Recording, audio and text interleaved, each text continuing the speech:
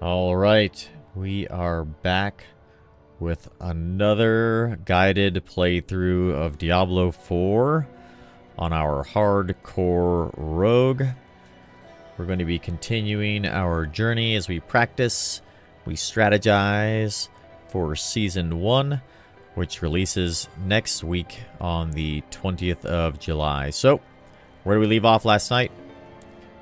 We've got to level 20 on our hardcore rogue. You can see here we had skipped the campaign and we're now into the process of leveling up, getting our renown for the Fractured Peaks up to tier 3, and we're going to start jumping into some dungeons as well as gathering aspects that we can use to increase our survivability and then eventually our offensive skills and our DPS.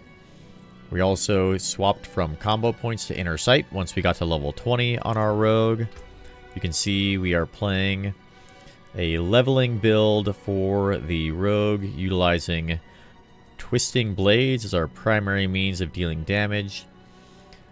We're using Shadow Step to make sure we have a form of unstoppable available to us, as well as dash to increase our mobility, get out of dangerous situations, and ground AoEs.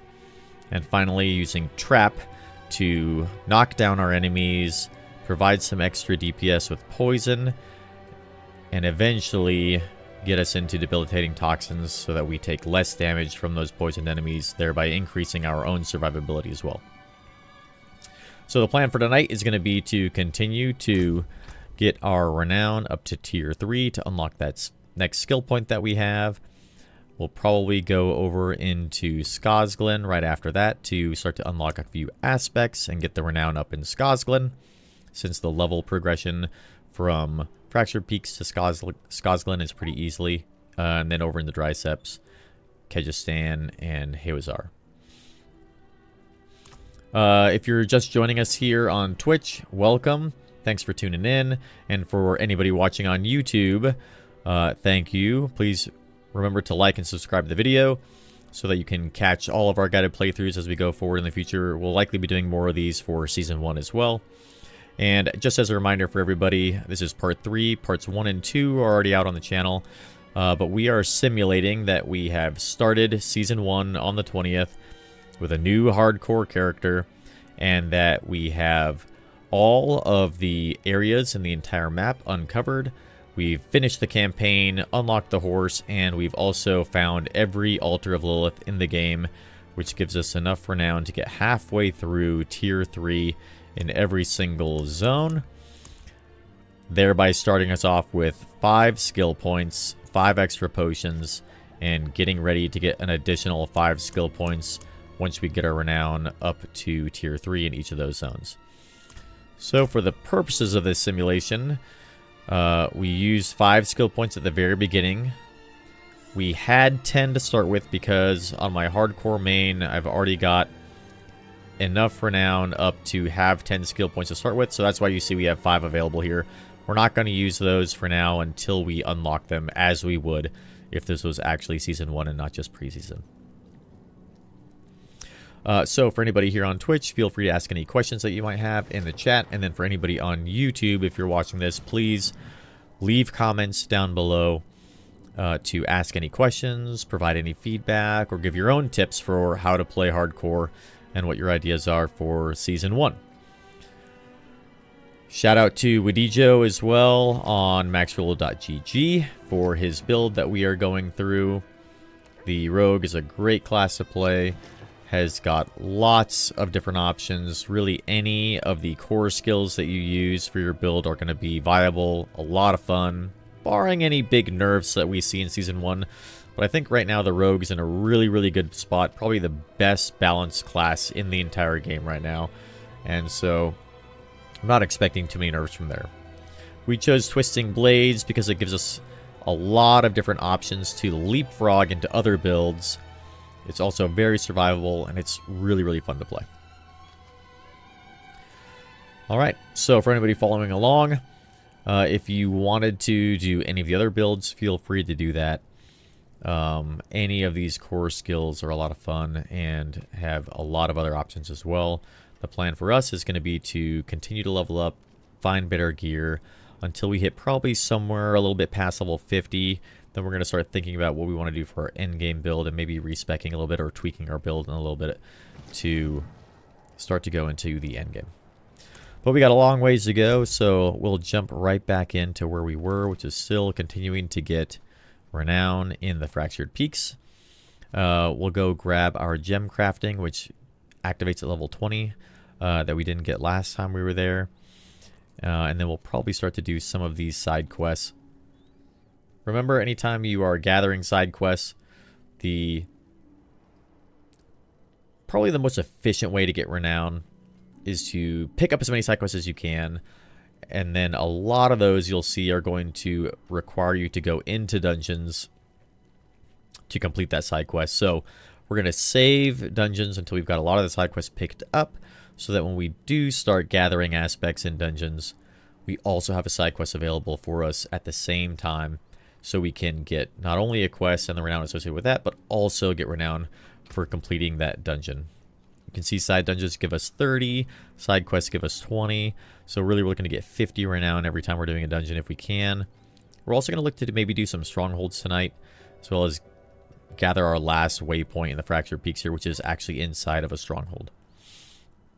Strongholds give you 100 renown, but they are very challenging, quite a bit more dangerous than any other content that we have right now in the overworld on hardcore. So we're going to start to go after those strongholds when we're feeling pretty strong. The enemies are dying rather quickly. What we saw last time we played was that we're feeling a little bit weak right now at level 20. You can kind of see that as you level up, there's sort of a progression of feeling very, very powerful, very strong. You'll get a few more levels, and suddenly the enemies will ramp up, and they'll start to feel a lot more difficult. You'll level up a few more times, get a little bit better gear, and then suddenly they'll feel easy again. So we're going to look out for that time when it starts to feel a little bit more easy to pick to go do those strongholds. Also try to show you a few of the side dungeons that I like to get in the Fractured Peaks that have some good aspects that I'm going to be using in probably most of my builds to make sure that my character is nice and survivable. Finally, one of the last things we're going to do, since we have skipped the campaign now, after having completed Act 1 of the campaign, the reason we did that was just to get a couple of legendary drops, as well as get a lot of pretty easy XP and get some levels pretty quickly. After we finish Act 1, we just skip the rest of the campaign so that we can jump right into seasonal mechanics, which is going to be the Season of the Malignant, gathering up those Malignant Hearts, crafting those, going into dungeons, figuring out what those aspects are, and we're going to have to figure out how those affect our build in Season 1 Live. But something else we can do, since we've skipped the campaign, is the Tree of Whispers Grim Favors. So you can see here, this Forsaken Quarry, that has a Grim Favor along with it. We'll probably do that, so we can pick that up, get those 5 Grim Favors, and go down to the Tree of Whispers and get a little bit more loot, some more rewards, doing that even on Tier 1. Okay, so let's jump on into it, and we'll kind of talk as we go. We're going to go just complete this quick side quest of our Gem Crafter. We're also going to be on the lookout now that we are level 20 for any Scrolls of Escape. I have a few in my inventory, but we aren't going to use those in the stash right now. Since we are simulating that we are on a brand new character and we don't have anything from our Eternal Realm stash on our Season 1 character. Try to keep it about as pure as we can. Realistically, we'd probably already be done with a Tier 3 Renown and have those additional skill points. But for now, we're going to act as if we don't. We have a Topaz here. Let's just go ahead and throw that in our helm. Give us a little bit more survivability if we ever CC'd. We have a Murmuring Cache here. We're going to throw that in our stash so that we can use those Obalds later on when we decide that we're at a good enough level that we need to go and gamble for some gear to maybe get some aspects that we can't get from dungeons. You can see we still have some items in our inventory from the last time we played. We're going to go and break those down because at the beginning of our journey, we're probably going to be pretty low on resources for crafting, low on these salvage materials. So we're going to break most of the things down to get these veiled crystals is really what we're kind of looking for. So that later on when we decide to upgrade our gear, we have the resources available to us. We have a lot of money from our other characters right now, but we should have a good amount of money on a fresh character in Season 1 to be able to upgrade our gear a little bit. Probably going to upgrade these things like maybe once or twice. We're not going to really use too many veiled crystals. We're certainly not going to be using legendary salvage materials until we're a little bit farther along in the game and we've gathered a good amount of those. Probably look to start really maxing out our gear with aspects, imprinting those around level 50 or so, and we start to get a little bit more into the end game, and we have resources available to do that. Okay, so one of the dungeons that I want to do is the Lost Archives. That gives us the aspect of the Protector, which gives you a barrier anytime you attack an elite and increases your survivability quite a lot. Great aspect for pretty much any build. Now we have a lot of these already unlocked from our previous character, but we're simulating that we don't, so we're going to still go do those dungeons. Thanks for stopping by, Lunicus. Thanks for the good luck on the stream, and I hope you have a good night. Feel free to catch the rest of this playthrough on YouTube once we upload that.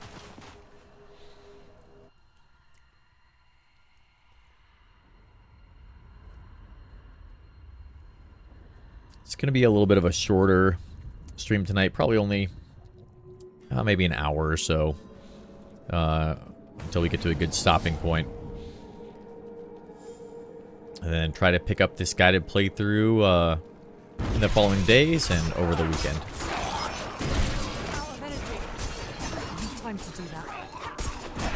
Alright, so as we jump into this dungeon, we're kind of seeing like how do we feel in relation to the enemies. You can see that they're not getting like two-shotted or one-shotted, so they're taking a little bit more damage than we would like. That's okay, it just means that the enemies have leveled up to match us, and our gear hasn't really caught up with us yet. Not feeling like I'm taking really too much damage though, so feeling okay. Probably not quite up to where I would like to be to do a stronghold, but we'll see how we feel after a couple of levels, maybe finding some more gear. So we're going to be utilizing our maneuverability as well as our poison traps to get our twisting blades to come back to us.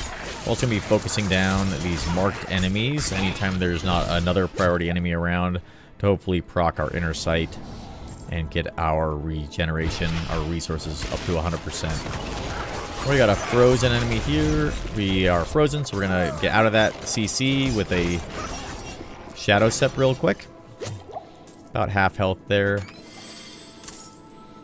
A little bit of damage that we would want to take normally, but you can also see down here, this is something I keep my eye on, is anytime my immunity bubble from my protecting amulet that we got from the end of Act 1, anytime that pops, it takes 90 seconds before it can be utilized again. And that's going to show up down here. So I keep an eye on that when I see that thing pop to know kind of where I am in a risk management perspective and when I want to extend myself or not.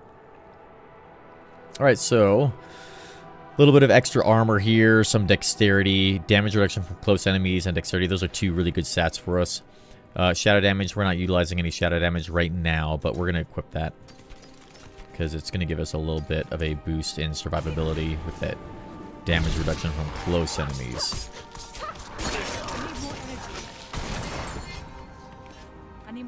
Additionally, that little bit of extra dexterity is going to improve our DPS a bit.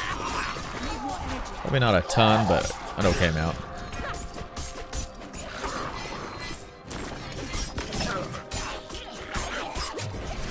Something I did not do a good job of right there is keeping my health topped off so that my immunity bubble does not pop. I want to try and avoid that popping as much as I can until I'm in a kind of dire situation, or I take a hit that's so heavy that it causes it to pop from that one hit.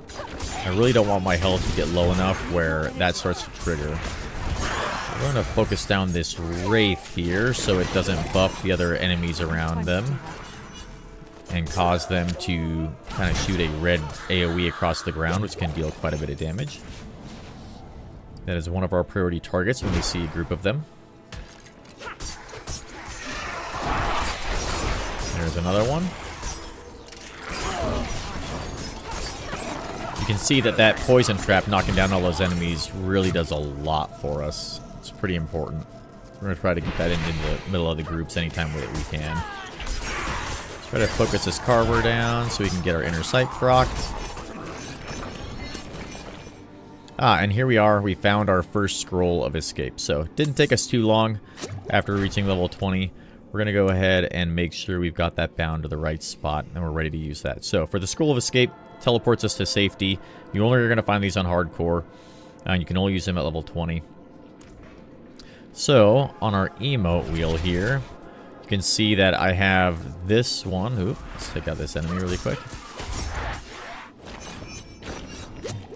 You can see that I have this spot on my emote wheel. It's on page 2. Mapped to the F1 key, which for me on my keyboard is right in front of my number 1 and number 2, which I've always got my fingers on. So when I want to, I can go ahead and put my scroll of escape on that spot there. So now, anytime I need to use a scroll of escape to teleport instantly back to town, I can just reach forward, hit F1, and boom, we're out of dodge. These drop relatively often. They're not so rare that you really need to be overly concerned about like saving them. So feel free to use them anytime you think you might need them. You can see there's another one right there on the ground.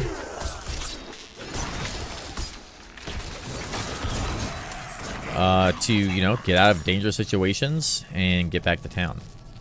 My technique is that I try to keep 2 of these in my consumables at all times, so that if I use one, I forget that I didn't have, you know, that I only had one in my inventory. I forget to go pick one up from my stash, and I go right back out into a dungeon. I still have a backup available. That's why I always carry 2. But then the rest of those I put in my stash so that in case I do end up getting killed, my next character has them available as soon as I hit level 20 and they're ready to go. We're also going to use one of these weak Iron Barb elixirs. It's going to give us a little bit of armor, a little bit of thorns, but it's going to give us also 5% experience for 30 minutes.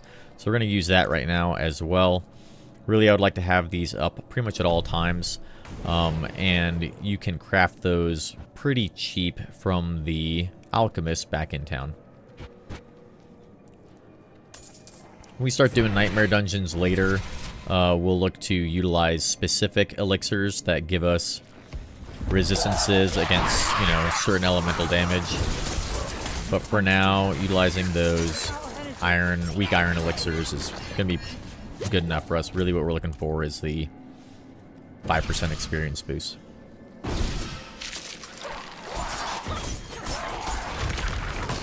Got a Waller here. Dodge back into our bubble to make sure we're immune and top our health off. These guys are hitting pretty hard, but now we're level 21. Get about a boost there for strength and damage to the enemy.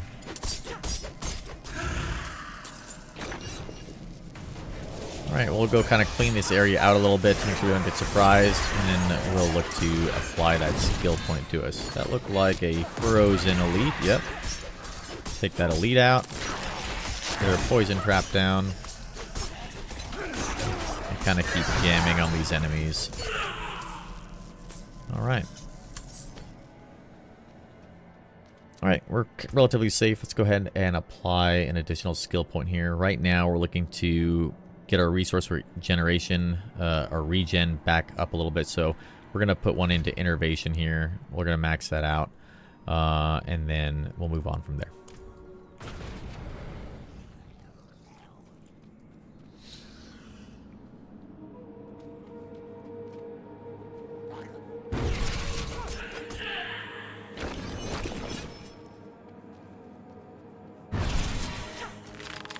Put our trap down here, get some twisting blades in, and then dash through, so the twisting blades come right back to us.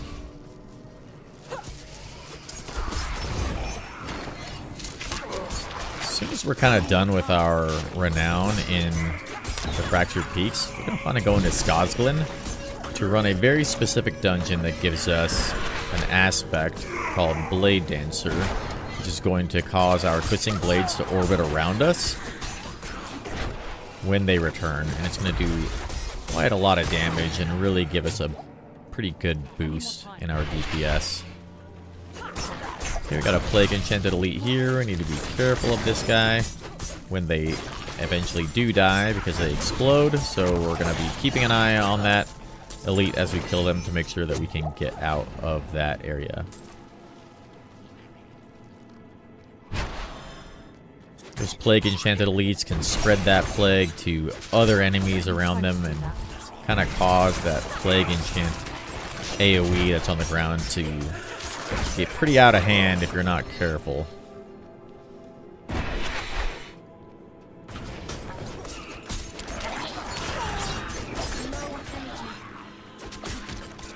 Additionally, we noticed a little bit of a frame drop there, a little bit of lag potentially, so let's go ahead and pull up our latency tracker. We're going to control R on our keyboard to bring FPS up, and then we're going to control R again to see what our latency is.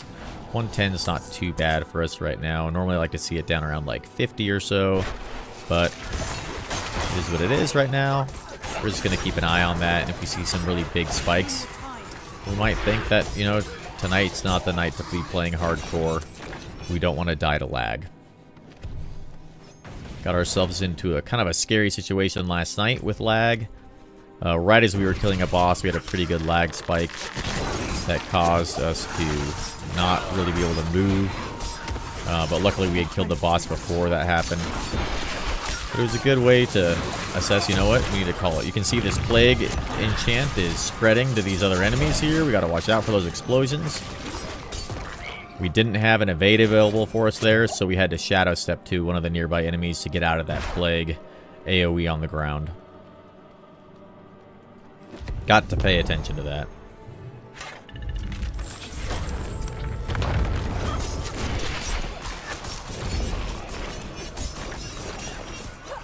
Alright, this enemy's not too bad. He's got a lot of frost enchantments going out. Really going to be focusing on keeping our damage up, keeping our mobility up, and survivability, as well as dealing with any adds that we see come in, while also dealing damage to the boss and putting these poison traps down. Not too much of a concern, though, for us.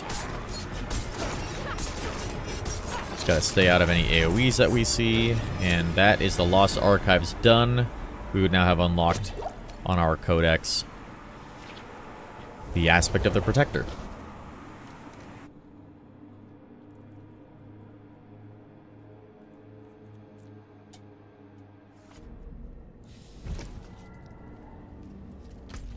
So let's take a look at the gear that we found. Plus 1.6 of total armor. That's very good. Max energy, great. And then additional armor there, so we'll go ahead and throw that one on there as well. Try and keep upping this armor. That's the thing we want to make sure we are continuing to improve as we level up, because the physical damage reduction to enemies of our equal level will drop as we get higher in level unless we keep making sure that our armor is improving. You can see I'm really not concerned. I've got all rare items at this point. So I'm not super concerned with any of these magic items. Really, I'm just utilizing those to either get money or salvage materials right now. Father bless. What do you need? That's good salvage. We don't have any open sockets, but we'll put the gems we have in our stash really quick. We'll find that we're gonna be finding drops of gems that are a lot better than this fairly quickly. Those chipped ones, you can consider combining them to upgrade them to be a little bit better, but early on we're going to be leveling so quickly that, one, we're not going to find very many items that have open sockets, and two, they're going to drop much better versions pretty fast here. And aren't going to be super critical for us. Let's go just turn in this quest really quick that we completed last night. And then we will get another kind of important aspect for us. I could throw the aspect of the protector from the codex on a piece of armor right now if I wanted to, but I'm feeling okay about our survivability. Hopefully that won't be a mistake to not do that. But if we were to throw that aspect on our gear, I'm going to probably put that on either my chest armor, my pants, or my helm. Or if I have open spots on rings, that's where I'm going to be looking at imprint aspects. Really, the jewelry is my #1 spot to throw aspects onto from the codex, because I'm not going to be finding those as often as the other pieces of armor or weapons. I'm going to be swapping these ones out quite a lot more than my jewelry, and it just keeps the cost down of having to re-imprint aspects. So if we go over here somewhere, we're going to find a dungeon that has the eluding aspect inside of it.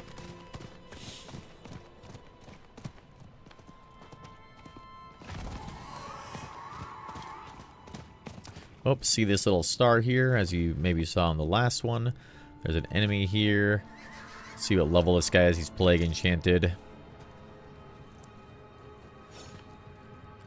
Try not to get one shot here. So that guy is level 25.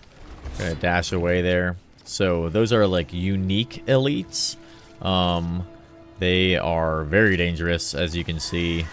Quite a bit higher level than we are. So we're gonna try to avoid those for now. You have to keep your eye out for those guys. Sometimes you get into a fight and those ones are nearby, and before you know it, you're getting taken down by a very high level enemy that you were not really ready for. Alright, here we are at Caldera Gate. Once you complete this dungeon, you'll get access in your codex to an aspect called the eluding aspect. Putting that on an item is going to give you unstoppable anytime you are injured and you are crowd controlled and you take damage. So really what it does, it just gives us another form of unstoppable, so we can break out of those enemy CCs, those crowd controls, and make sure that if our Shadow Step is not off cooldown, we still have an option to get out of that. Something I really like to utilize on my hardcore characters to give me that little bit of insurance in case I end up getting crowd controlled.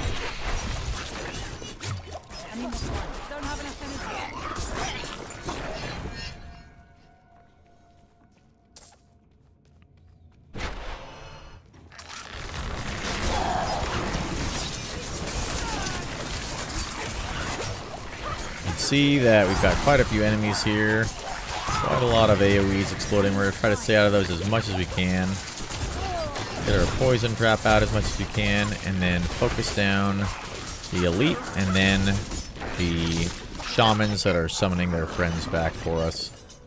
Looks like our poison actually killed that guy.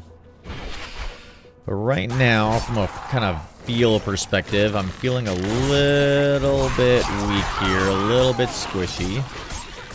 I may throw an aspect, that barrier aspect, on our build after all, because my bubble's popping pretty quickly here, and we really got to pay attention to make sure that we're not getting CC'd, we're staying out of AoEs, and that we avoid these cold enchanted elites like this here.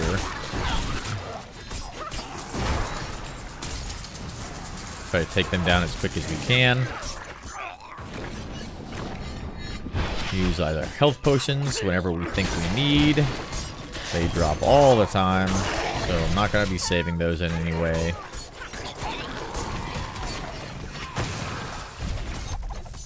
We're going to stun this enemy with a Shadow Step onto them, and then avoid all these as best we can.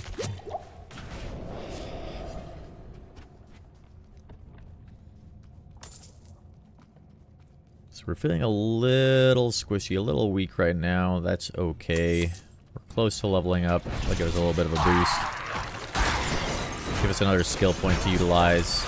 And hopefully we find some better gear. These are times where I'm like spring-loaded to teleport out back to town if I feel like I am at all on the back foot. These exploding enemies, we're going to watch out for these guys. Try to get back into our bubble as quick as we can to just lower any potential damage that we're taking. I'm not ready yet.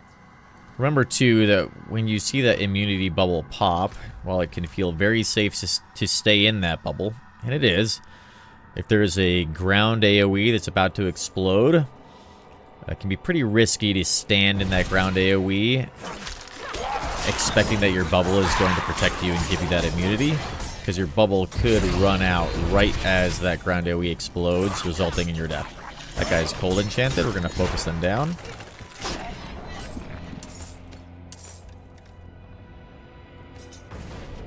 So just think about the timing for your immunity bubble if you're using that as an aspect, and how that relates to the ground AoEs you're seeing. For me, with only a 4.5 seconds on my immunity bubble, we're thinking that that's a pretty short amount of time, so we'll probably default to staying out of those ground AoEs as much as possible, just in case the bubble were to run out. See, now that we're level 20, we've got some 21 now. Looks like legendaries are starting to drop a bit for us. That's good. We got a ring. So while we're safe here, we'll take a quick pause and take a look at this. We got crit strike damage. That's pretty good for us. 5.5%. Poison damage, also good for us. Damage over time and overpower damage, nah. And then it also can stun enemies that are distant when they hit me. And we get 30% increased damage to stunned enemies, so that's actually not too bad. We're going to apply this. And maybe hang on to that, but this isn't an aspect that's super critical for us and for our build, so we'll probably swap that out anytime we see something better. Alright, 3% attack speed, 9 dexterity, great stuff. A little bit of extra armor. Crit strike chance and attack speed that we have on our item is pretty good. We're not using barrage, so this one's a little bit of a 50-50. We'll probably swap this out just to get that a little bit of additional attack speed and the additional armor, but pretty 50-50 there.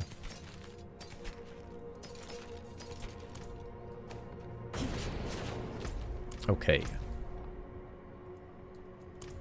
Again, when we're pretty low on our leveling as well as the gear that we have, we're going to be considerate of the affixes that we have on all of our items, but I'm expecting we're going to be swapping these things out pretty quickly, so I'm not super concerned right now. Once we start to stabilize our gear at higher levels, we're going to be taking a harder look at the stuff that is dropping for us in the affixes on all of our items. Okay, so we got bone warriors here. That means corpse bows are going to be around with, and we're going to look to focus them down as quick as we can so we don't get caught out. Those corpse bows can get a pretty nasty one-shot on you if you're not careful.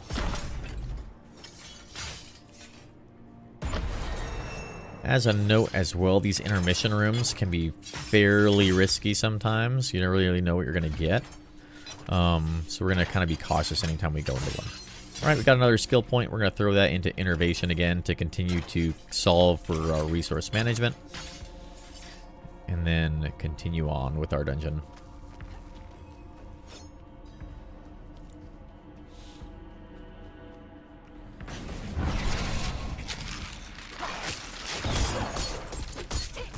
Knock down this elite here, this sort of boss.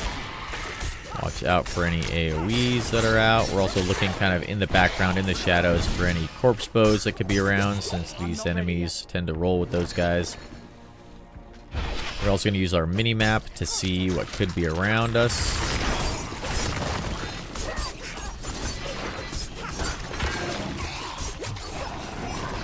Watch out for heavy attacks from these guys as well.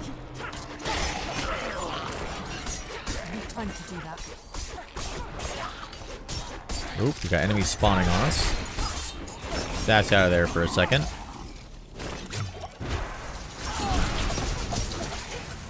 Let's go ahead and take out this shaman. It's going to be a bit of a problem for us while we keep an eye on this elite. There we go.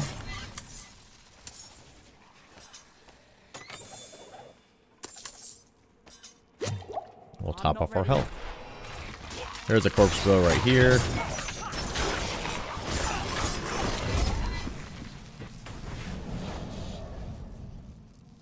Again, we're gonna... Oh, we don't need to top off our health. Alright, a crossbow. That's probably going to be a bit of an improvement for us. There's a corpse bow. We'll shadow step over nearby it. There's another corpse bow. Dash through that.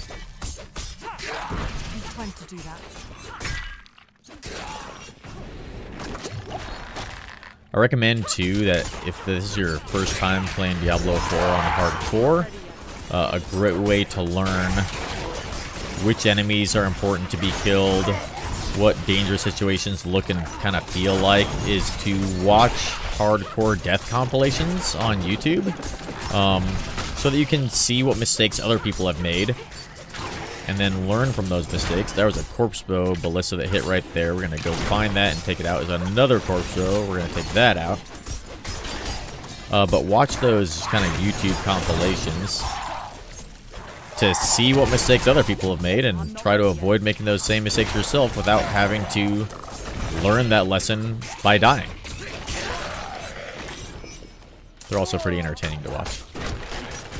Any corpse bows in the background? No, just this waller.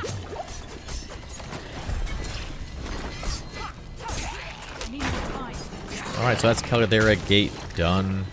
We've now unlocked in our Codex of Power the eluding aspect. So let's go back to town and see what kind of loot we got. And we're going to consider throwing a couple of aspects on our gear here.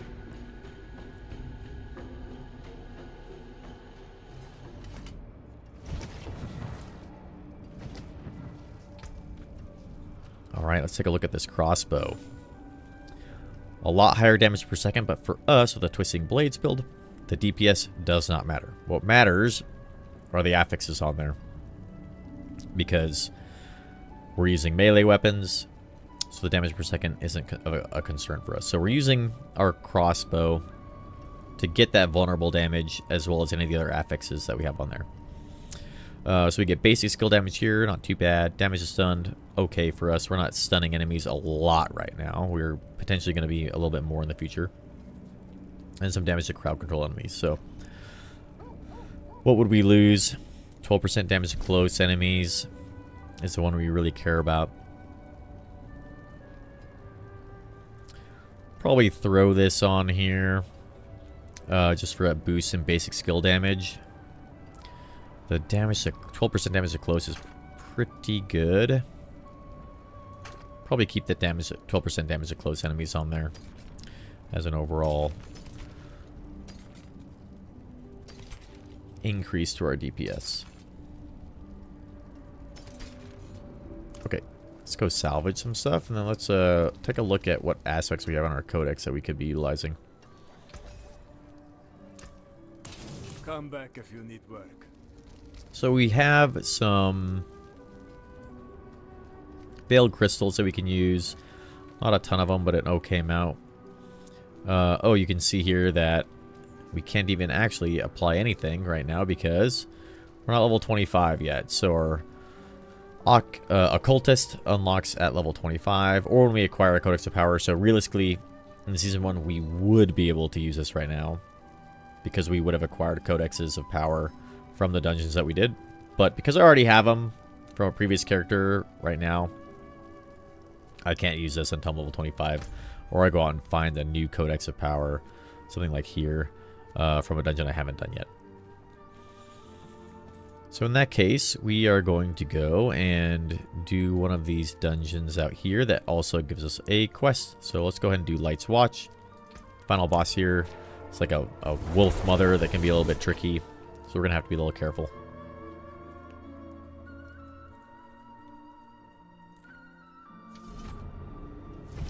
Hopefully we'll get to level 25 pretty quick. And then we can go and do some work with the occultist and imprint some stuff just to show everybody kind of what I think about as I'm managing resources and imprinting aspects. Whoa. Careful there. We're going to run through that as quick as we can because those corpse bows can hit us while we're on horseback. We don't want that. Fairly unlikely, but...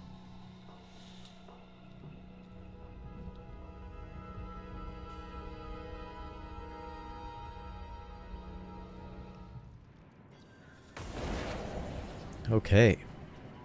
So we're really going to be pretty much following this kind of same pattern. Doing side quests, doing dungeons to increase our renown, get that extra skill point, as well as find some codexes that we can use for our build and increase our survivability.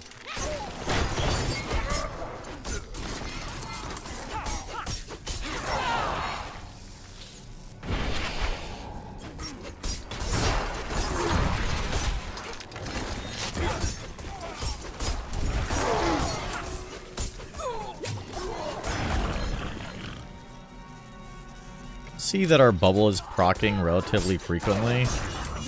Enemies are doing a pretty good amount of damage to us. It tells me that my armor is not exactly where I would like it to be. My damage reduction isn't super great, but we're still doing okay. We just gotta make sure we're paying attention as we're in a little bit of a more risky situation. These enemies, when they throw their little fire pots on the ground, can silence you and cause you to kind of go blind and not be able to cast your skills. So we're going to be careful and stay out of those as much as we can.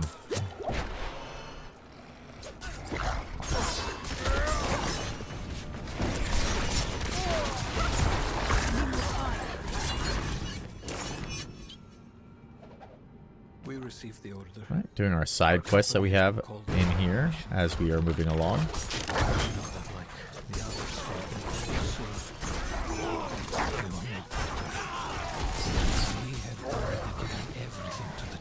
Additionally, as we maybe get a couple more levels, we're also going to experiment with utilizing concealment instead of our shadow set. Something I haven't really done before, but I'm seeing a lot more rogue builds bring this in. It still gives you unstoppable, it just has a significantly longer cooldown. Once we get Blade Dancer's aspect, Advanced Twisting Blades is going to be reducing the cooldown of our skills a lot more than it is right now, because those attacks are going to hit a lot more of the enemies. I need more time.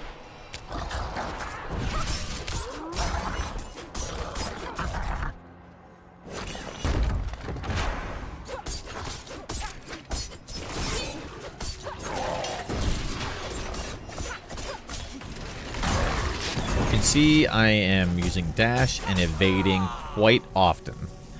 One of the reasons why having additional charges of evade on your boots is something that's pretty important and what we're really looking for out of our boots. Oop, there's a trap. Let's get out of that CC.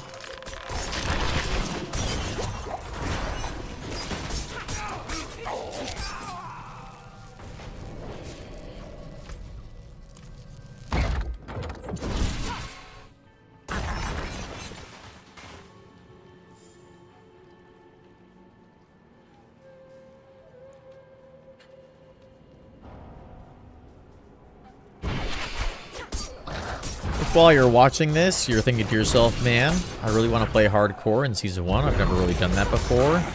But I'm not really super interested in playing on the rogue. I'd rather play Necromancer or Barbarian or something like that. Let me know in the comments. We can maybe do one of these guided playthroughs on a different class. I am the most familiar with rogue, since that is my main, but I would love to go and experiment with other classes as well, especially if it's something you'd be interested in watching. The tenets of playing on hardcore, though, of prioritizing your survivability and defenses, and then after that your offensive skills, remain the same.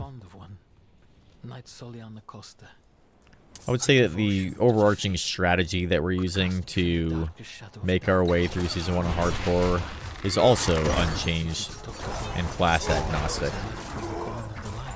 Little nuances of what skills you apply where, what affixes you prioritize on your gear, That will, of course, change, though.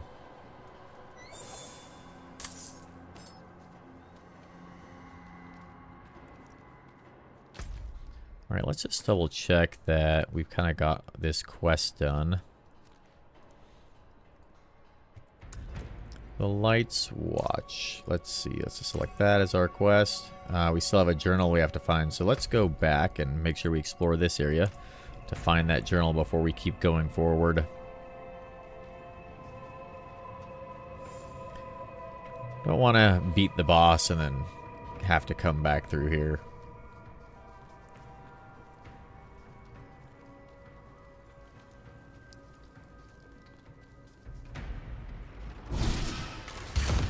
Another artillery shrine, but this one is cursed, unfortunately. Got a Plague Enchanted Elite kind of lurking in the corner up there, as well as it looks like a Tempest one. There isn't a Plague Enchanted Elite. Thought I saw some poison up there. Oh, we got some spiders. These can be very dangerous for us. They will proc a lot of poison, so we're going to keep our eye on our health while we're fighting these guys. They also slow us. We're going to watch out for that and be ready to use our Shadow Step to break out of a CC if we need to.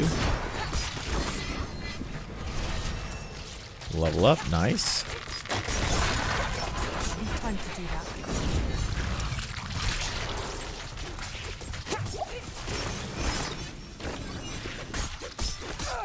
Our latency isn't too bad right now.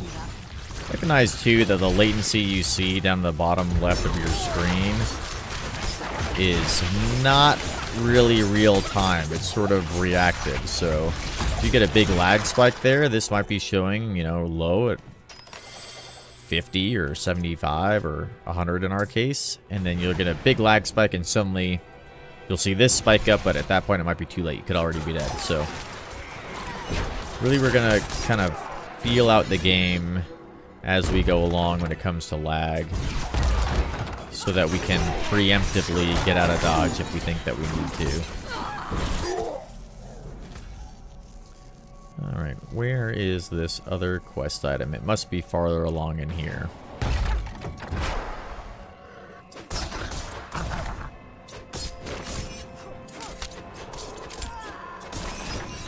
Let's kill these enemies and apply that skill point that we just got. Alright, so we have an additional skill point. We've maxed out Innervation. The next point we're going to go with is Adrenaline Rush to give us a little bit of regeneration while moving. I'm just going to go with 1 point there, though, so we can start to get into haste.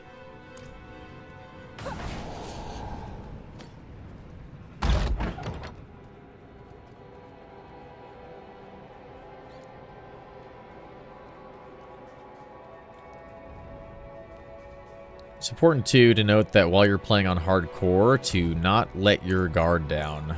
Complacency is a quick way to get killed in hardcore, especially when the enemies are feeling relatively easy. You can see that I went back for a health potion because I was short just one.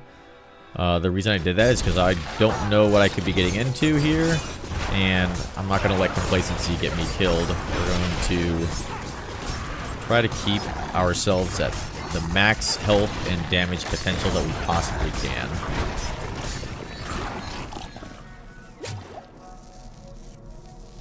Keeping your health topped off, picking up extra potions when you see them, stuff like that can really ensure that you are going into situations as prepared as possible.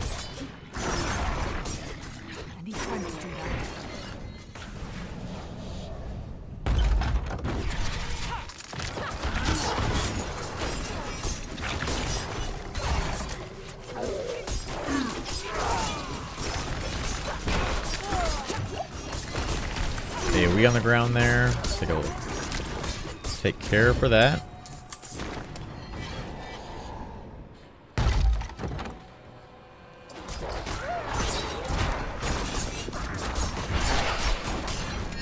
I need more time.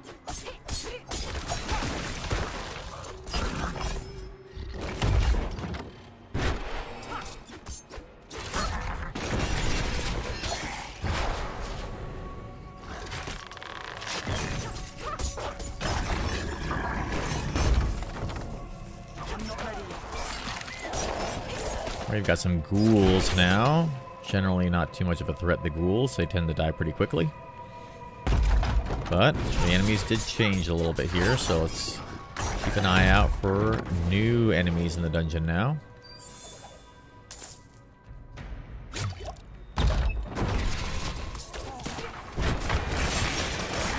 Got an elite here, a summoner.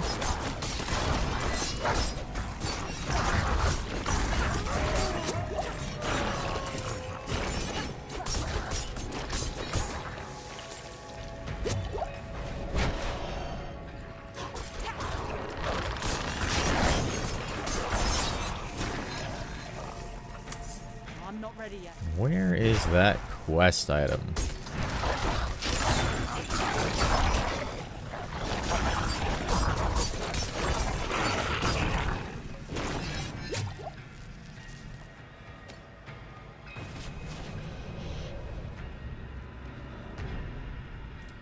Looks like we got the boss door here, and our quest item that we've been looking for is right next to it. Very nice.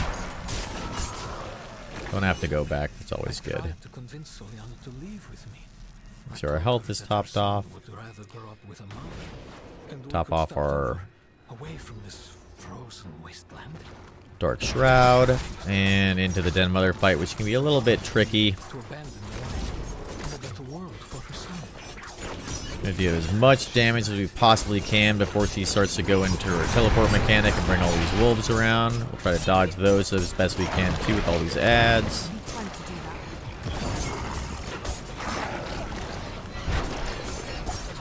that. Alright, she's back. Top off our health. Staying out of ground AoEs as much as possible. Continuing to top off our health. Alright, got a couple of rares. Nice. And looks like we got to tier 3 at long last. Let's go. So we've got 2 skill points available. Well, 1 skill point available now. It's not going to show, obviously, as like an additional one because we already had it. But it's one that we can use. So let's go ahead and go into haste. Get us a little bit more damage with some increased movement speed when we're above max of 50% energy. And then a little bit more damage with increased attack speed when we're below 50% max energy. Okay, and let's head back to town.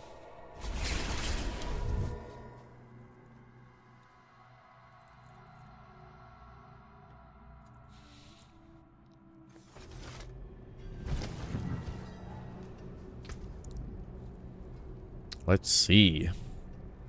Little loss in attack speed, increase in intelligence would give us a critical strike chance, but we'll go with the attack speed for now, and we're not going to use that.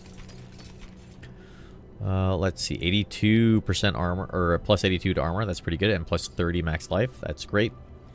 We'll throw that on there for now. It's a bit of an upgrade for us. Not so much of an upgrade due to the affixes. Don't really care about bows too much because those give us damage to distant enemies, and we're close range all the way. Little armor increase here. Potentially, the total armor is plus 3, but we would lose plus 1.6% total armor, so this is actually probably going to be an armor loss, so we're at 1490. If we apply that, we're at 1470, so we're going to keep the one that we have. 5% damage reduction from close enemies. This is good. Probably not worth the plus 30 max life, so we'll go ahead and not use that. Intelligence, fire resist, and shadow damage. Not great for us, and only plus 16, so we're not going to use that either. This gives us plus 1 to our max evade with an additional increase in armor and dexterity and all stats. We will definitely use this.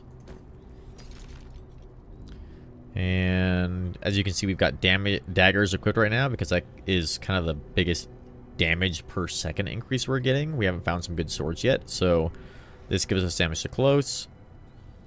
A good amount of increase in damage per second. We're going to go ahead and equip this. Our attack power is 320. Now it goes to 363. But remember, attack power really isn't the whole story. It doesn't really incorporate damage to vulnerable, critical strike chance, critical strike damage. It's kind of very baseline of like how much dexterity you have for us as a rogue. What's your DPS on that weapon? So we're gonna have to consider those things as well. Good increase in armor for us. 1 rank of poison trap, that's good. We're gonna go ahead and use this. We're gonna lose that 5% damage reduction from close enemies. 50-50 on which one's better here. We'll apply that for the skill point, and we still bump our armor a little bit there. Okay. So we got a quest to turn in and some items to break down.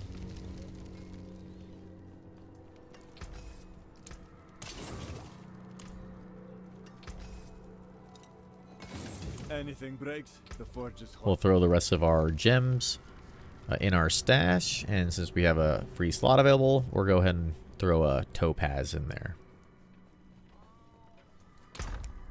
Which for the topaz, you can see that on armor, these give you damage reduction while control impaired. So while you're CC'd, those reduce damage that you're taking. Good for us. We could consider going with a ruby to give us maximum life.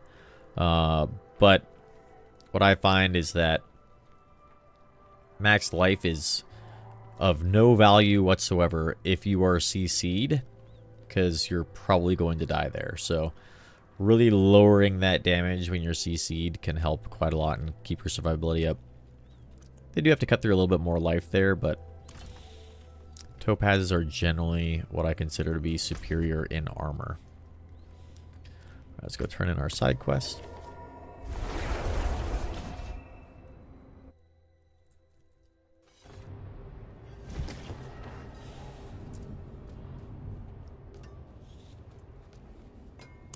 I see.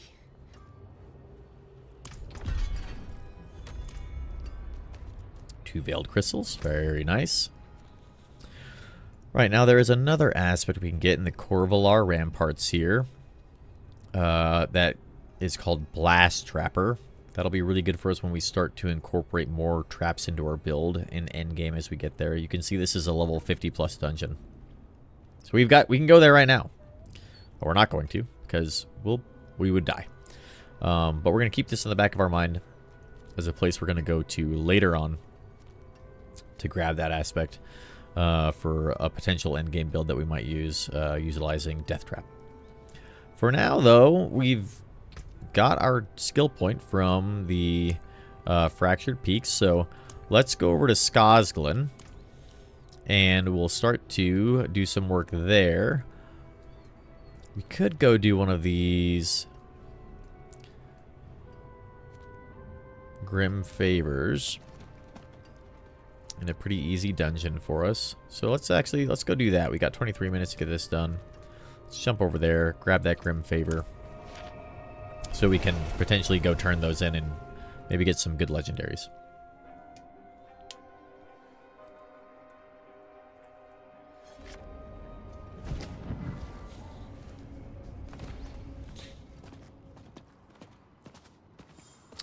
After that, though, we're going to go over to Skosglen, and we're going to go and do a dungeon that has the Blade Dancers aspect in it, so that we can imprint that as soon as we are able.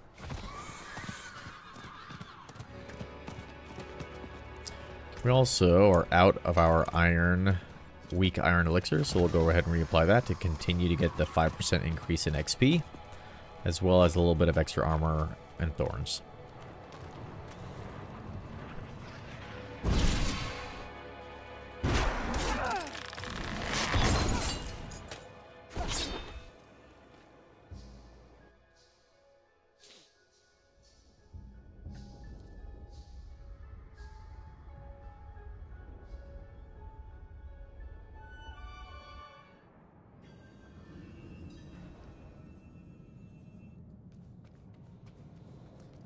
Remember, too, that once we get to Nightmare Dungeons in Season 1, they're all going to be different than the ones that we currently have available for us. Right, these big guys can be pretty dangerous. We've stun-locked that one over there.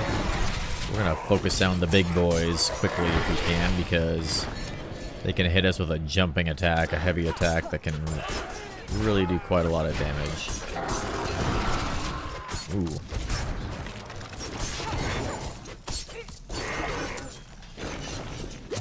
I need more time. Hello.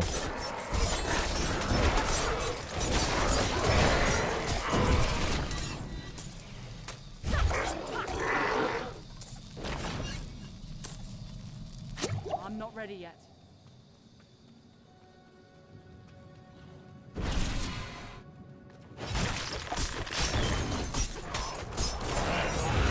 Time to do that.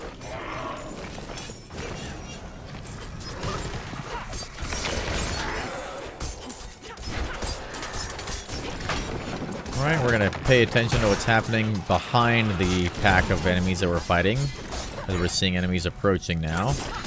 We have a summoner here, not too dangerous of an elite. Just, you know, bring a couple more adds, some easy enemies. So really we're going to be looking for what's outside of our field of view. What could be showing up into this fight that we don't want to have to deal with. Like these big guys. That guy was about to do a jumping attack, but we interrupted it. Which is good. This looks like it's going to be a pretty quick dungeon. Only 17 enemies remain. I love that. Okay, we've got multiple elites here. We're going to stay in our bubble until it's out. And then we'll move along to get our twisting blades to follow us. Pop our health potions. Our health gets a little low there and we are vulnerable.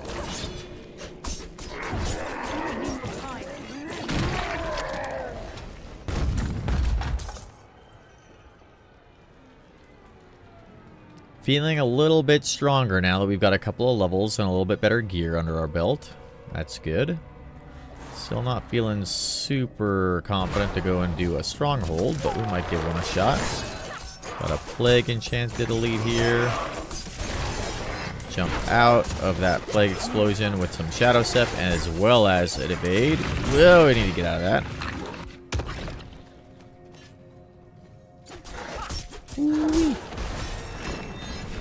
See, that plague can spread quickly.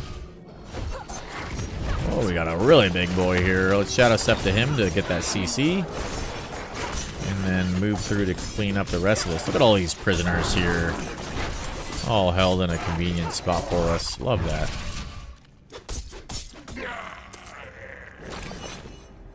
Enemies do sometimes spawn when we untie these guys. I'll be ready for that if we need to. Rare helmet. That's great news for us. Got our key. If you haven't played much Diablo 4, but you have played Diablo 2 or 3, there is a common misconception that legendary items are inherently better than rare items. It's not true. In Diablo 4, legendary items are rare items. They're just rare items, but they also have a legendary aspect on them. That's the only difference. So while aspects are good, they can be replaced. So what do we really care about in Diablo 4? We care about rare items. Rare items are the most important. Unique items are just that. They are unique, not better necessarily. Unique items are going to change potentially your build. You can make builds around them because they give you those. They give you some unique aspects that are a bit different, but not necessarily better. I'm not ready yet. So I think if you take a look at the game and you think, I'm not looking for legendaries. I'm not looking for uniques. What I want are good, rare items with good affixes on them. You'll start to realize kind of how the game is mech'd, as well as get excited for those rare drops, because that's really kind of what we care about. I can make a rare into a legendary just by putting an aspect on it. I can move aspects from one legendary to a rare and make it into a legendary. It's better than the one that I found. So The aspects on rares are really what we care about from a loot perspective. Sorry, the affixes are really what we care about. The aspects, to make them into legendaries, are how we make them into a build.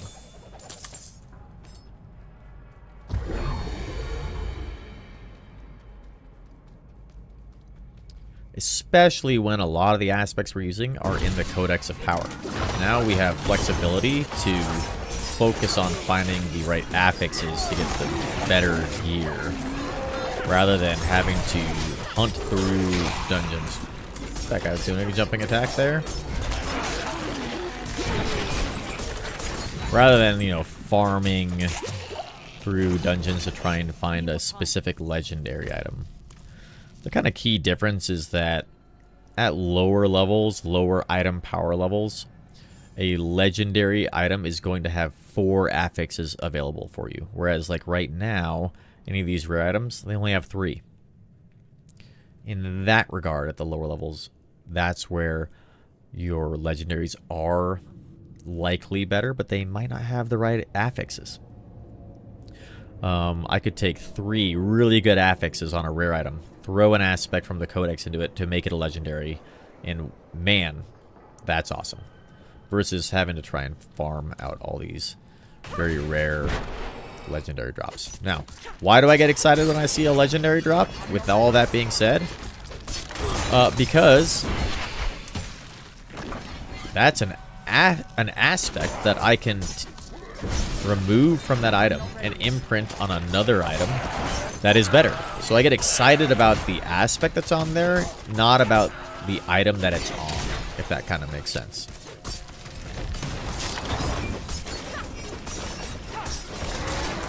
Hello, Cosm. Welcome. We are continuing our hardcore journey here. By the way, for anybody watching on Twitch or on YouTube, Cosm is one of our mods here on Twitch.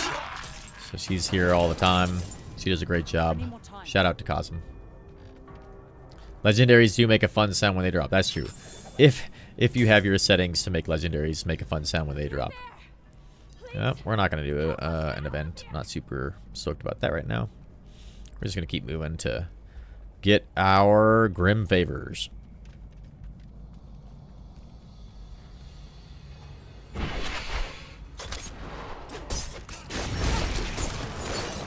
There might be corpse bros around here we need to watch out for. Time to do that.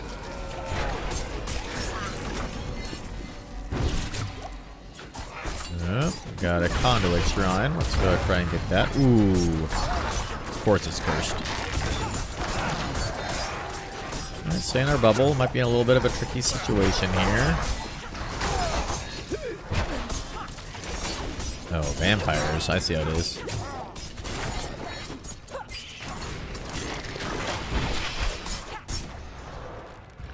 I want this conduit shrine. We might be able to run this conduit shrine straight into the boss. Not gonna push it too hard with these spiders showing up though, if we don't need to.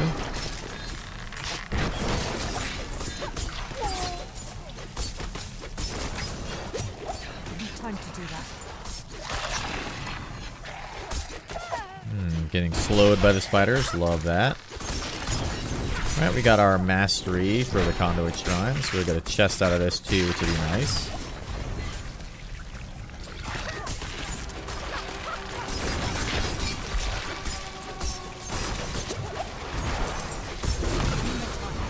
There we go. And we'll get our chest as soon as we kill this guy. Perfect. Some rare items. Love that. And let's see if we can get to the boss real fast. Maybe use our conduit to help kill them.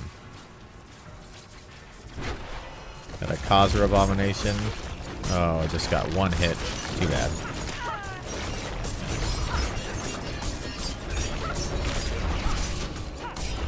Try to stay behind the boss as much as we can. Avoid these poison pools on the ground. We can shadow step behind them to get out of the one that they just put on the ground.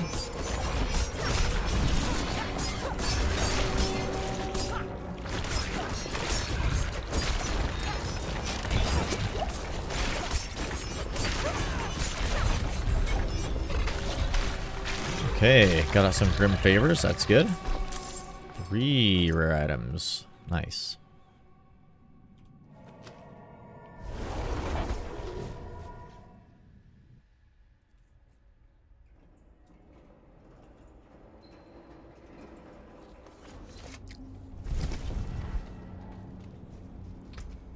Okay, so let's take a minute, kind of go through what we have.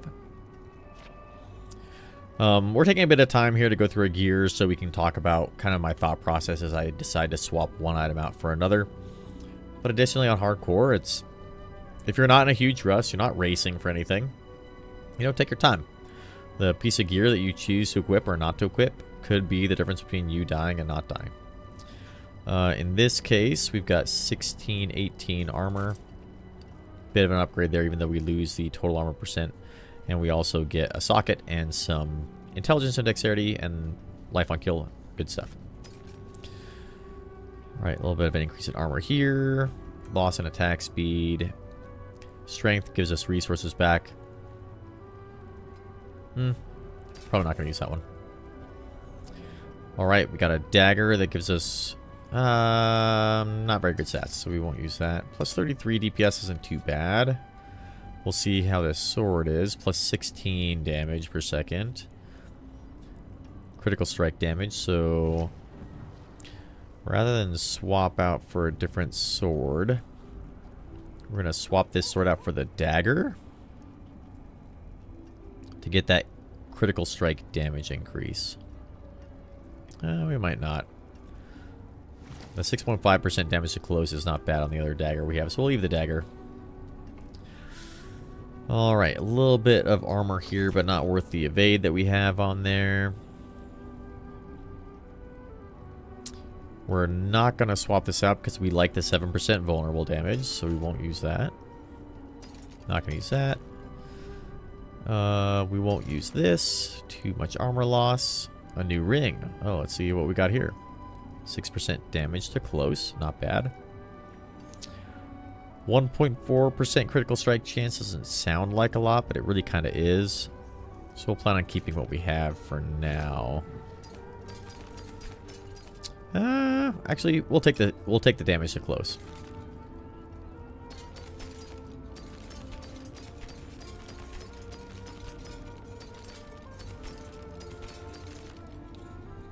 Okay, let's break these things down.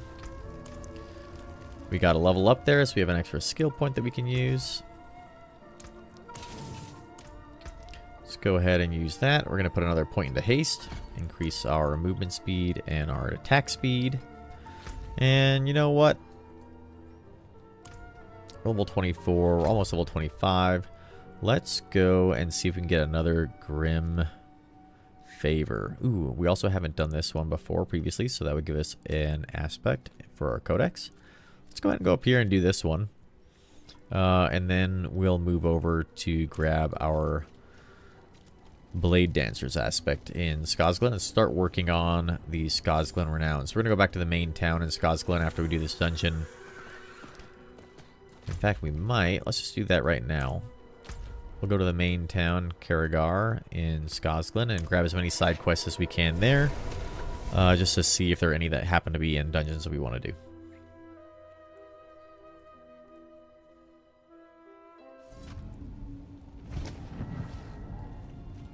Right, a couple of side quests available for us. The Downs is my home. So now we're kind of back to the kind of side quest mentality, kind of doing overworld stuff. We can always use it, Lord. To get that renown up. Side quests don't give you a lot, but we'll take really anything we can get. In my case, I'm kind of focusing on efficiency right now. But these are easy ways, or generally pretty fast to get renown, as well as XP and some materials to use for crafting. So even though it's not a lot of renown, She was raised here by... No, I'm not. She needs... nice and quick.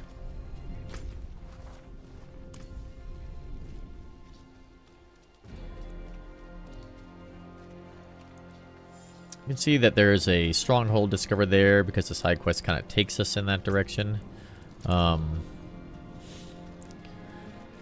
Depending on how we feel after this dungeon, or a couple of dungeons, we'll maybe go do that and maybe one or two other.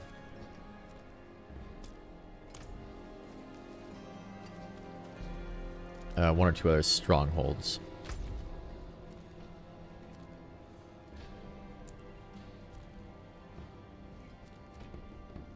Only got 6 minutes left on this Grim Favor, so these are about to reset. We'll see where they reset to, and then we're not going to run over there real quick to try and get that done. So let's go out the front door here, and we'll focus on getting our Skosglen Renown up to speed. Remember, we would normally be about halfway through here for this region. It wouldn't take us very long to get that additional skill Not point. in town.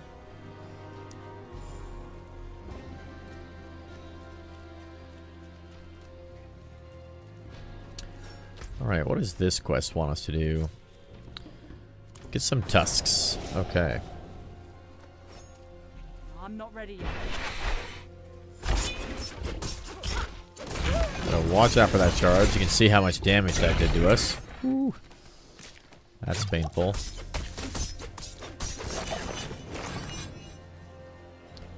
Got to be careful there.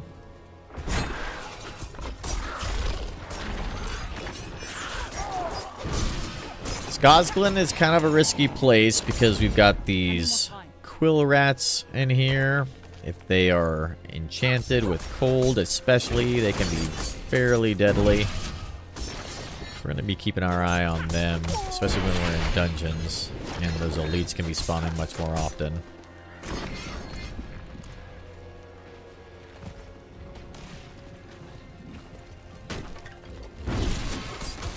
Little 42 friend here.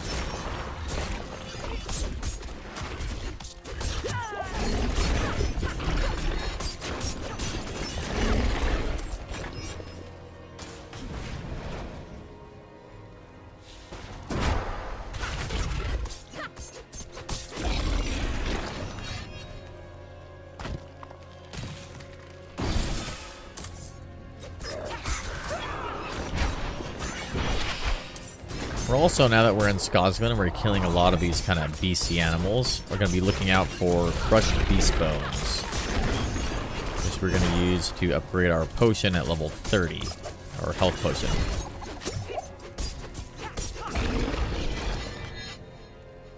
Pretty rare drop, but the animals here can give you some pretty good ones. And there's also a unique elite that we can go and farm for crushed beast bones, which hopefully we can show you in a little bit.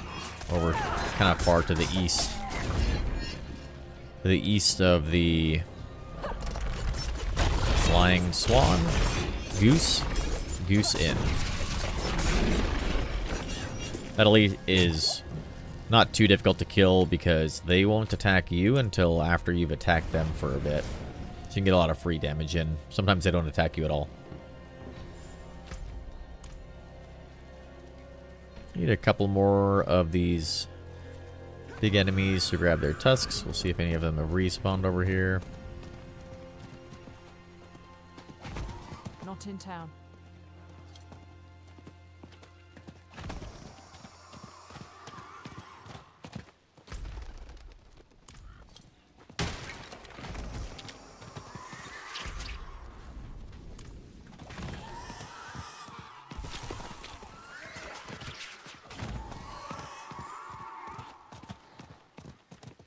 Don't see any on the map right now, but they'll usually respawn relatively fast. And I go down here a little bit and see if there's anybody around to kill. Here's one.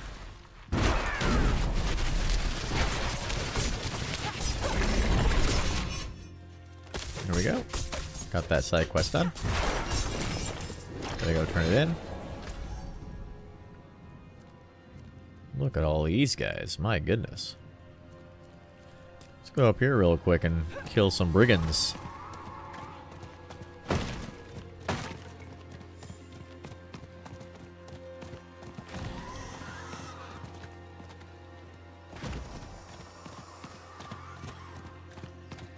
I need time to do that.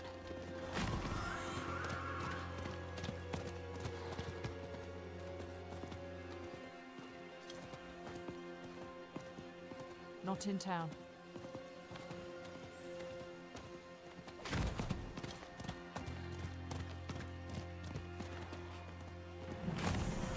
Big pack of enemies over here.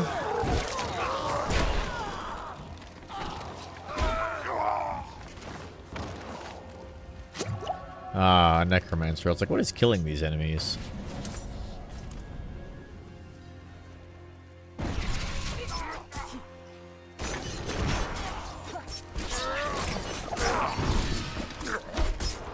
I'm not ready yet.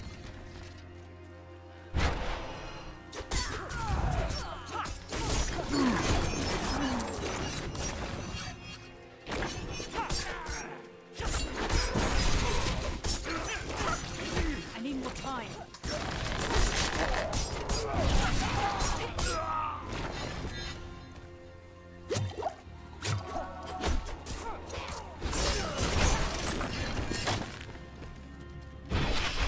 I need more time. Alrighty. A few more of these guys to kill.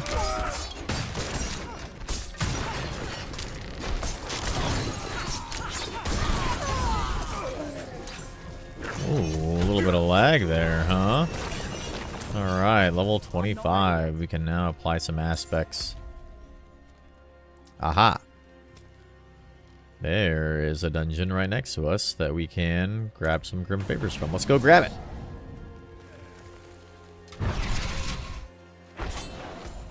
Double check, make sure it's level 25. Yep, sure enough.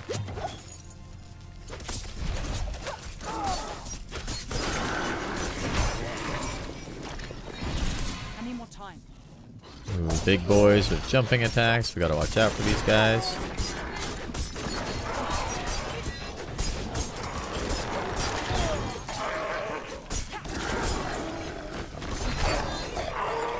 I need more time. An event here. Looks like there's a friend here and killing enemies as well. Level 35 druid, nice. We'll join them. I need time to do that.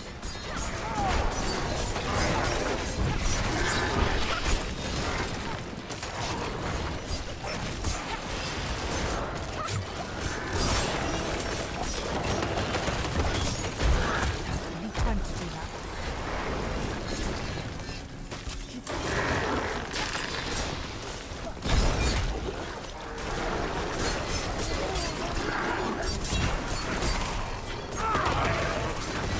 Little bit of lag here. Not terrible, but enough to make us a little uncomfortable. Pretty good items from that. Nice.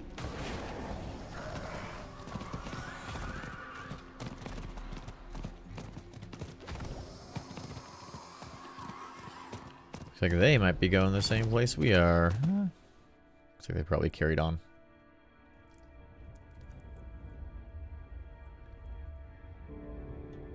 Alright, before we begin this dungeon, we should have a skill point that we can apply. Sure enough.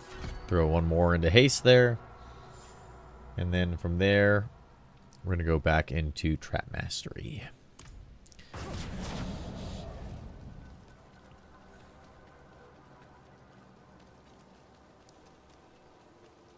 Okay, we're level 25. The dungeon is level 25, just to make sure.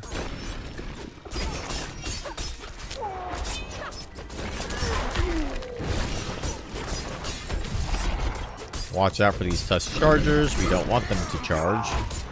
We're going to look to get close in on those guys as quick as we can. We're also going to be looking out for cold enchanted quill rats. There's a charger. We charge. We will avoid that. Won't that happen?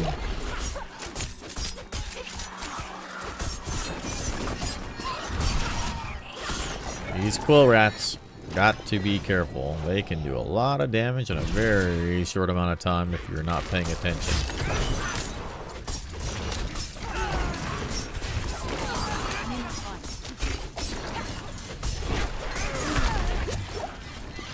We need to get out of here. We are CC'd. And we're dead.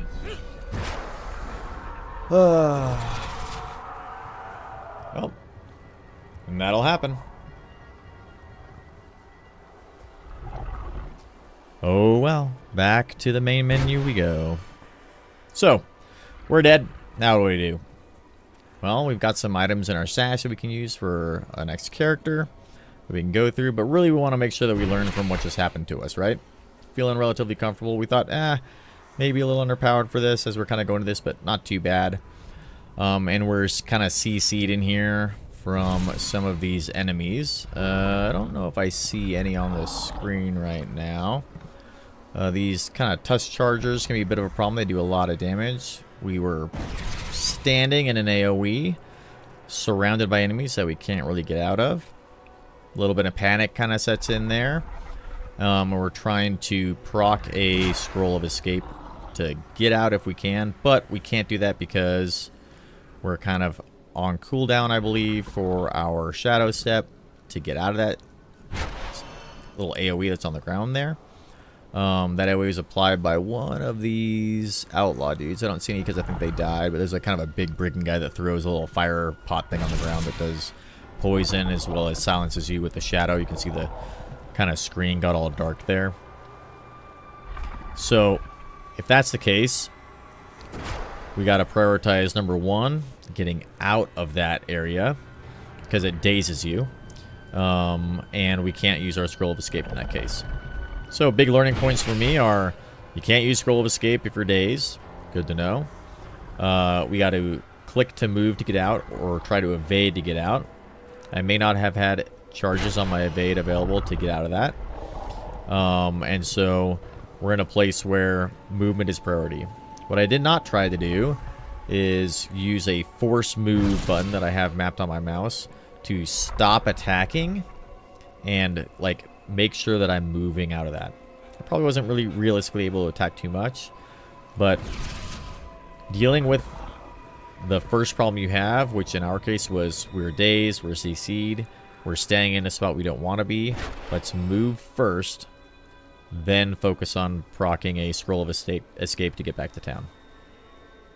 The result is that we misclick some things and don't proc the scroll that we need because we can't, and so we're dead.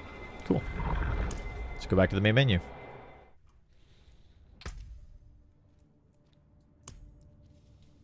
Alright, so that character's gone. Oh well.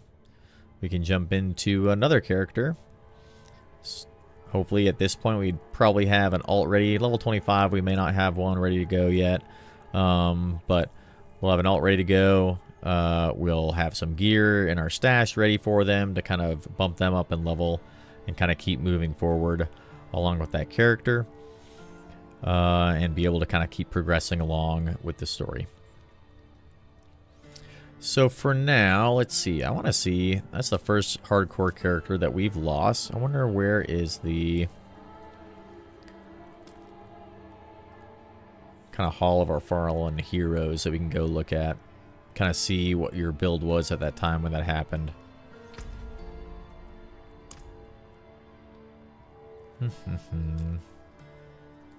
It's not in create new character.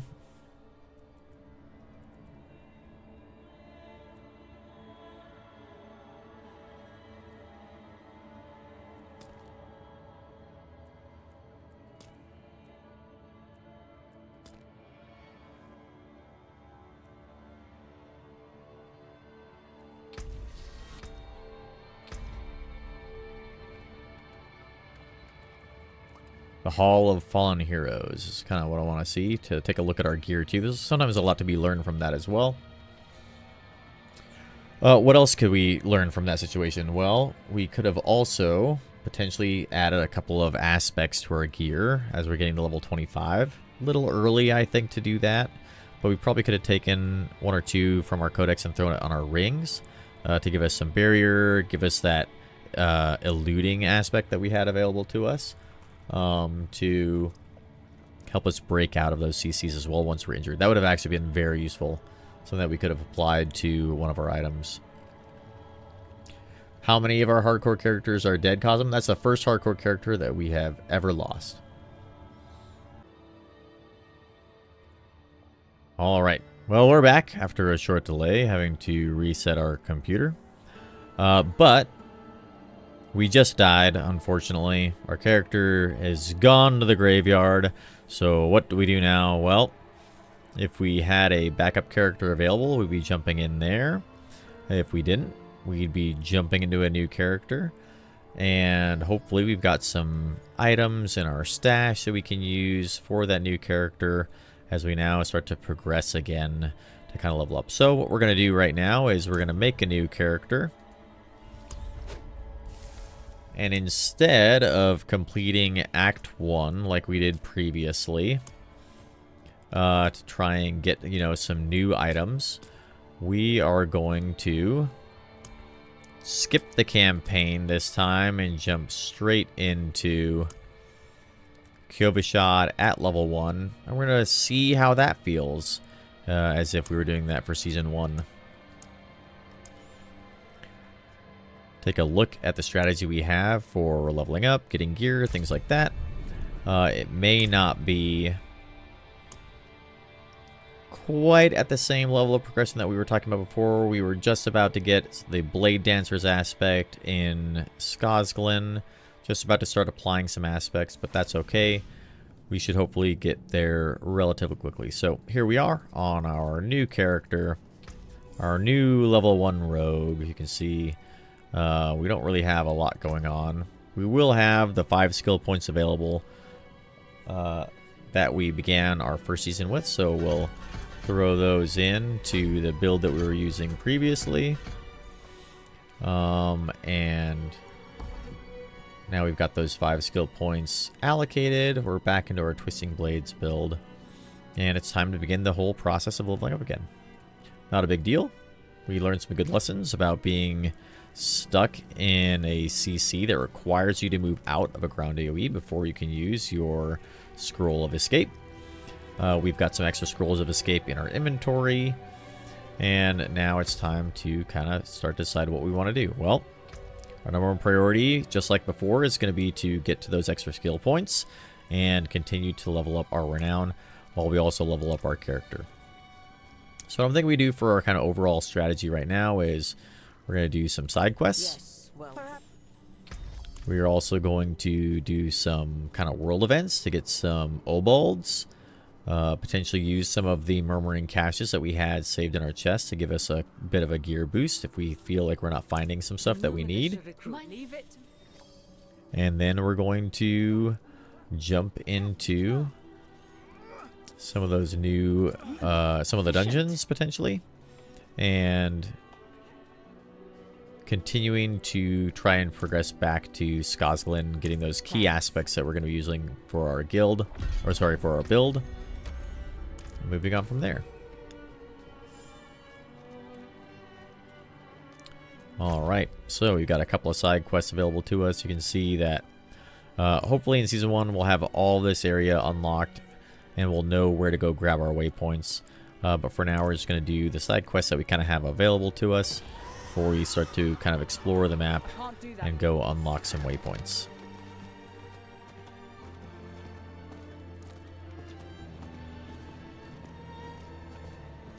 I can't do that here. Ooh, here is some level 5 enemies, a little bit strong. Need more energy. Try not to die immediately. See, we're leveling up very quickly at level 1, so we do need to be careful.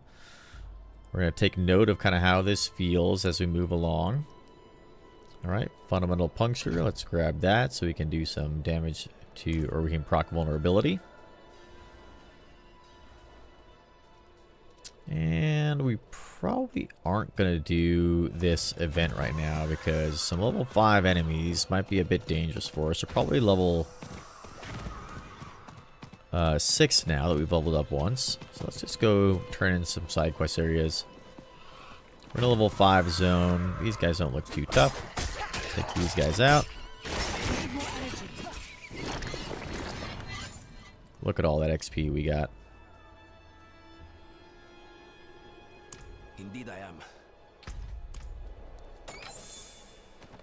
Also go back to town in a second here and kind of go back through our stash and maybe see what kind of gear we have available to us so we can give ourselves a little bit of a boost. Probably won't have a lot. But we could potentially go grab a couple of elixirs as well to give us that 5% XP boost. Aye. Another level already. We've got another skill point available for us. That's pretty good. Let's go ahead and grab ourselves Shadow Step here. Of course. Carry on, Misty. An arrangement I made, Ventura. That enemy's probably a little bit dangerous. Level 5 area there. Let's see, these areas down here are level 3. Pretty easy for us. So let's go down here and explore that. To kill some enemies as we go, as well as grab a waypoint.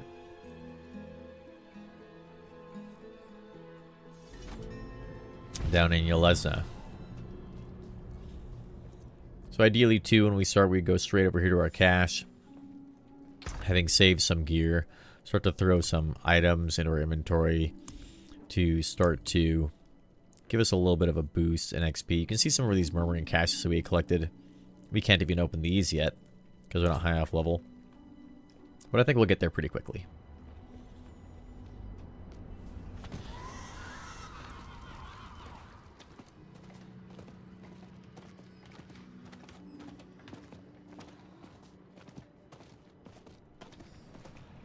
And what we're going to be doing right now as we kind of build our strategy for Season 1 is kind of getting a feel for the difference between jumping straight into Queue of a Shot at level 1 and skipping the campaign and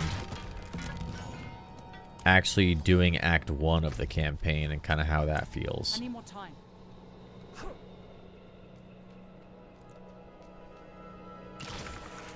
Even, you know, it's always sucks to die and feels bad, but it's always fun to start a new character too.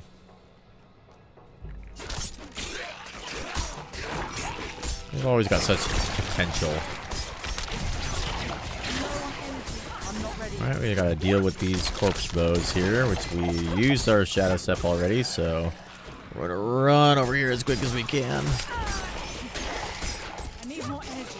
Break out of that bone wall so we can take those guys out. We're in a nice easy level 3 zone, matched to us. Not too bad. And we're already getting some better gear. Let's see, what level, I wonder, is this little event here? Let's go check this out. Excuse me, enemies. Ooh, that close, oh, that close.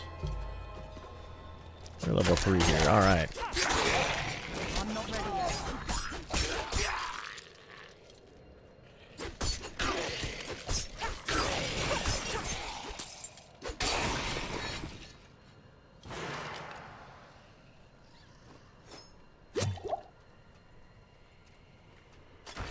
Okay, let's go and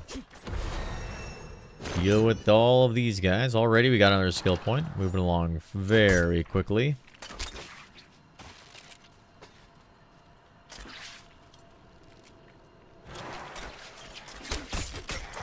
I need more time. Nice easy event for us too, which is always good.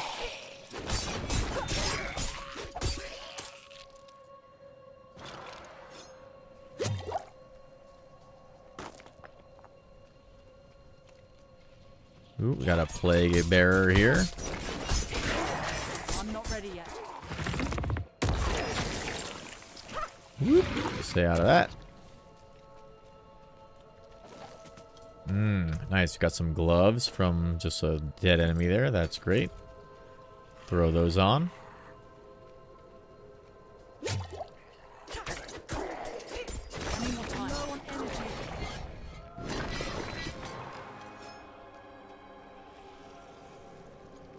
So it looks like it's not too bad to just skip Act 1 and jump straight into Season 1. We just gotta be careful on which zones we go in so that the enemies are scaled to us instead of being a little bit over leveled.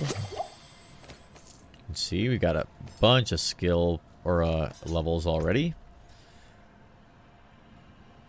So from here, we're just going to go right back into some more twisting blades. Could have grabbed dash there as well to kind of increase our mobility a bit. But I think doing some more damage is kind of where we want to go right now.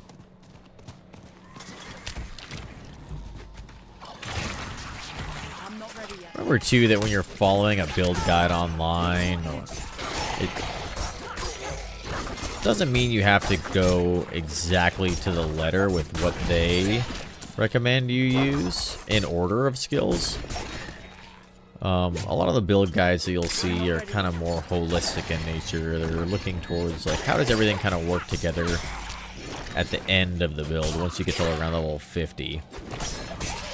So for example, we decided that we wanted to use dash for, or not dash, excuse me, shadow step before getting dash.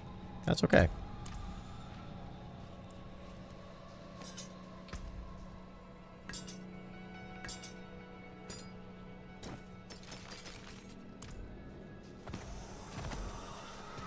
Alright, this area is not too difficult to grab some easy XP, easy levels. Get to a little town here to grab some side quests. Unlock this waypoint here. Turn in a side quest. Good news. I see. Do you see now, Lakden? Those were local.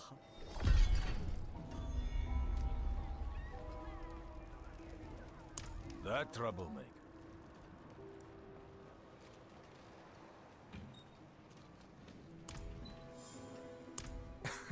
No.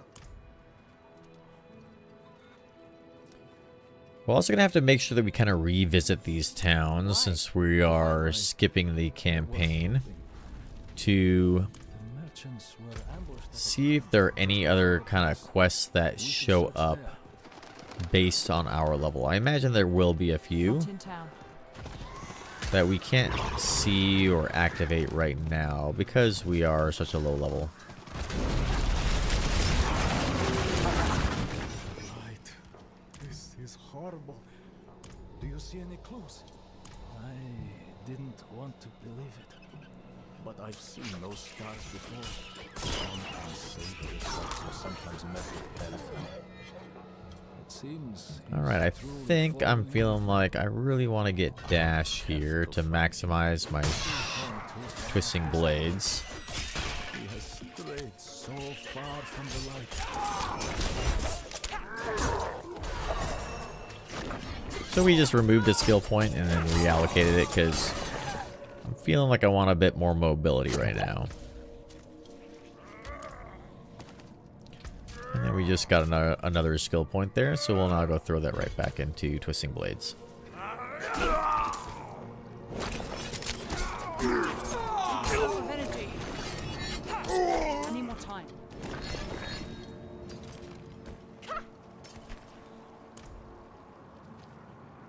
This must be it. Let's go.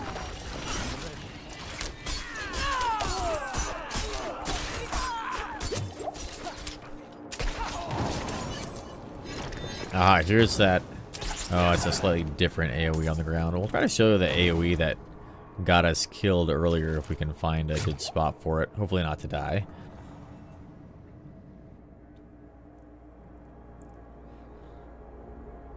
We're fighting the same kind of enemies that killed us earlier.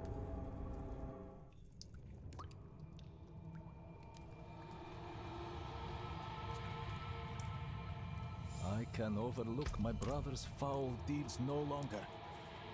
Light, grant me the strength to bring your justice upon my own blood. Yeah, that's feeling pretty good there. Bit more mobility to really utilize those twisting blades. Get them to go through a lot of the other enemies.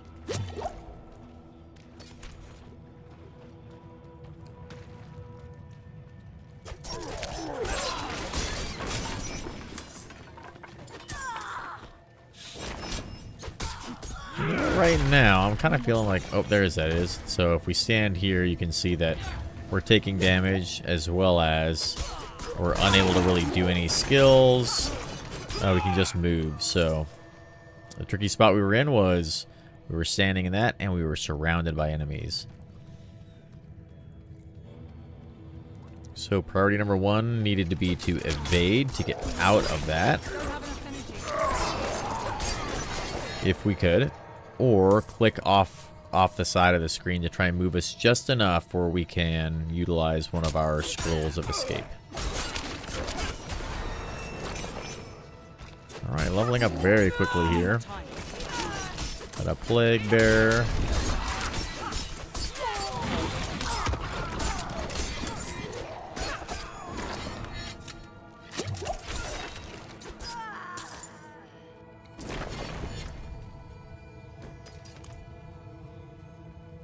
Okay, let's go ahead and apply that skill point to our twisting blades. Ooh, let's grab this for the quest.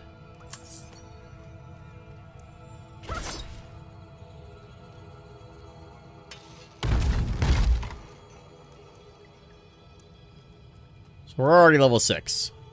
We've been in here for just a few minutes. Moving along pretty quickly, really.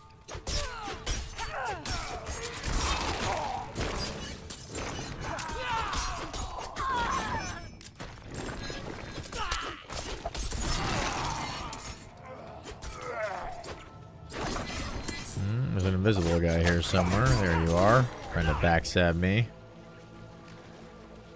Oh, we're bleeding, sir. Just making sure that anything we find is potentially better than what we have. We'll be swapping out our gear very, very quickly.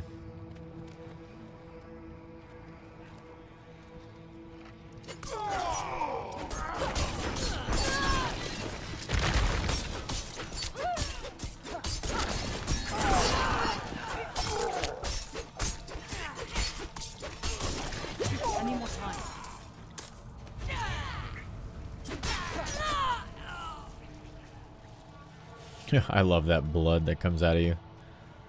So ridiculous.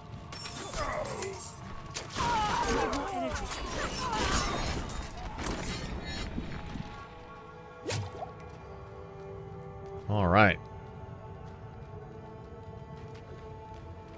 Perithan! Perithan, damn it! Where are you? Perithan.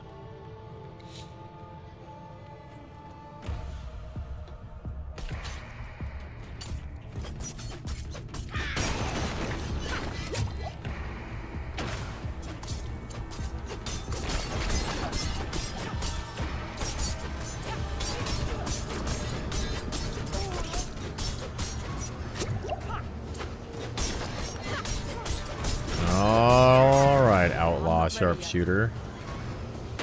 Where did you go? A little shadow step over to them, get behind them, get a couple of hits in from behind.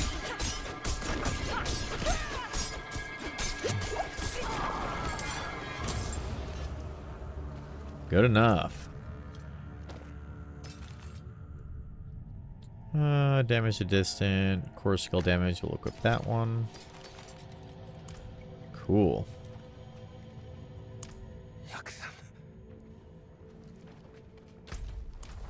Alright, and we got an herb cache. So, we got that side quest done. Nice, nice, nice. Let's go ahead and make our way over to... Can we leave the dungeon here? Oh, we can't. Good. We'll make our way over to the kind of next waypoint that's on the side there. Yelesna. And grab any side quests that are over there.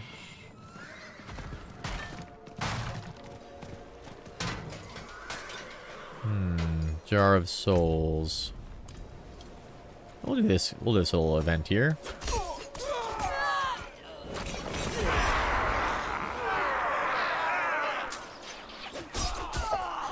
We are being as cautious as we can while we do this. Just because it feels like, you know, you don't have a lot of gear. It's a little bit risky. But because these guys are scaled to our level, it shouldn't be too bad.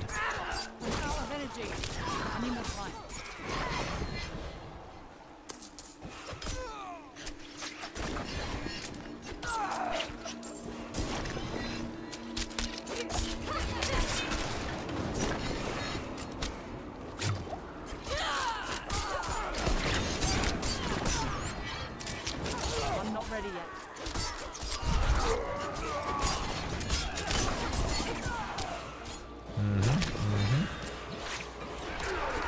Got our 30. Perfect. Let's kill the elite here.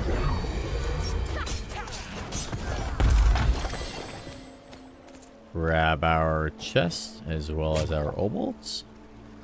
And we'll kind of keep on going this direction.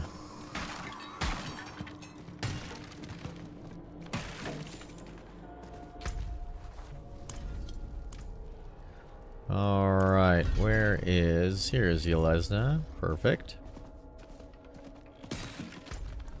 Looks like we actually have a quest here as well to kill some enemies. I provide a steady.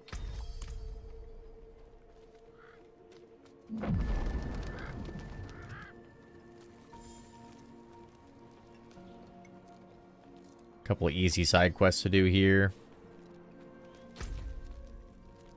All of which we had done previously, but should give us a little bit of a boost in XP and our skills. I can't do that here.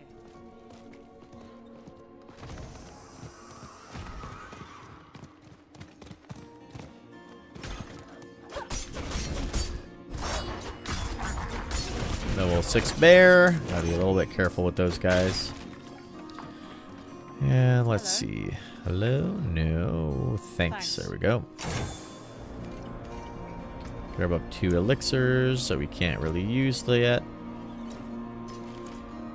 And keep on upgrading our gear. Don't have enough energy. I need more time. Ah, yes. Got a Grim Favor quest here. Another event. Ooh, got some fur-lined mitts already, some rare items. Perfect. Do you need help? So dark and cold. Please stay. Grandfather was supposed to walk me home. It's a nice way to kind of double tap quest objectives, too.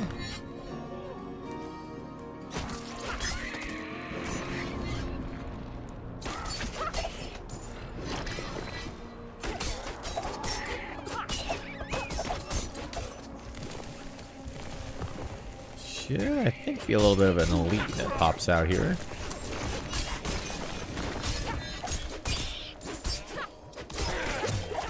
Yep, there they are. I need more time. We're kind of moving with this little ghosty girl. We'll go back and pick up all of our loot and quest items after we're done. Watch out for that bear. It looks like they're plague enchanted. Keep an eye on them.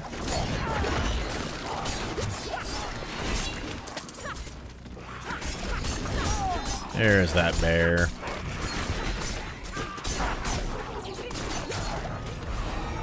I'm not ready yet.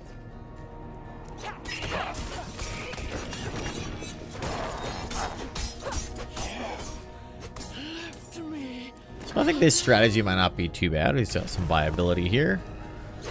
No guaranteed legendaries at the end of it, but we are already in just about, 10 to 15 minutes, almost at level 10, which is really about where we end Act 1.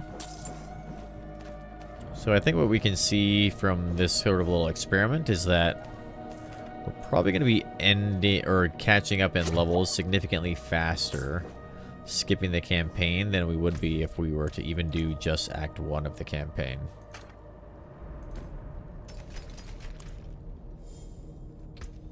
Alright, we leveled up there. Let's throw another point into... Actually, let's go ahead and we have unlocked Dark Shroud, so let's throw a point into Dark Shroud. That'll give us that survivability that we've been feeling we don't really have. We can jump in and kill some of these enemies here.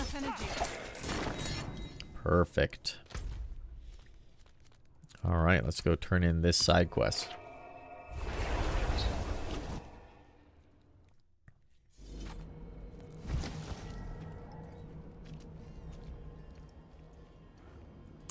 Excellent work, friend. Ghoul hearts seem to have. Mm-hmm.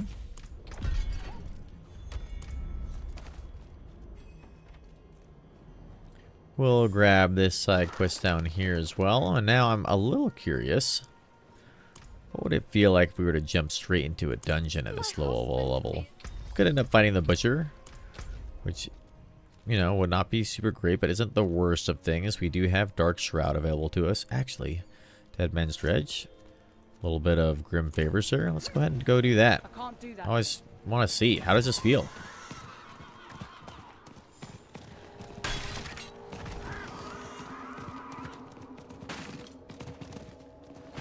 Maybe doing some Grim Favors is kind of where we kind of want to go.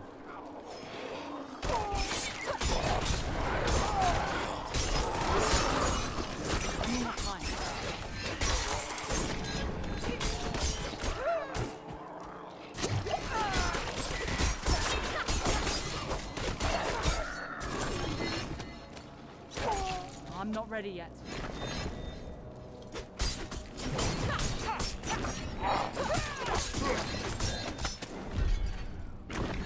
Thinking what we probably would not get by doing these Grim Favors is really a lot of good gear from the chest that we are rewarded by doing that at such a low level.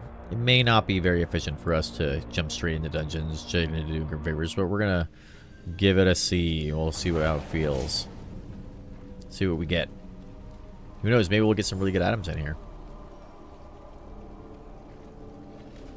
I think the general idea is probably that doing dungeons is going to be more efficient to level up than just refining ourselves to some side quests early on or Act 1.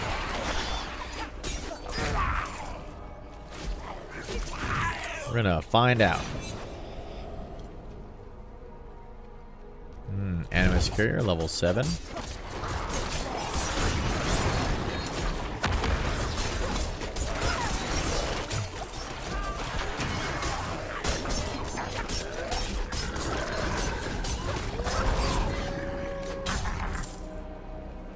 Already getting some rare items. That's good. Ooh, crushed beast bones. Also very nice.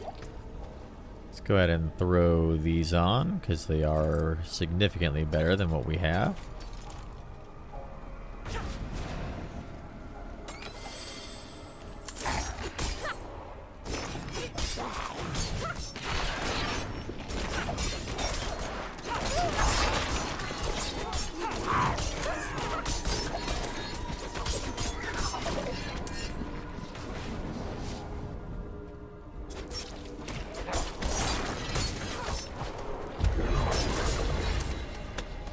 Nice. Ooh, look at all those guys dead. Love that. We're level 9. Let's go. Let's go back into our point of twisting blades.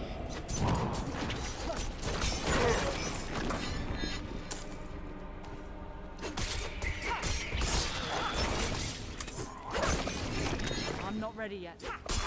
Plague Bearer. So watch out for that explosion.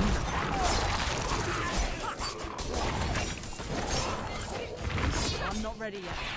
Ooh, look at all the infected guys over here. Make sure we stay out of that fear with a plague enchant to lead around. We could get feared into plague. Which should be potentially lethal for us. A little bit of armor, alright. A lot of armor, great. A little bit of armor, some stats, okay. We've almost got a full inventory, look at this. Move along pretty good.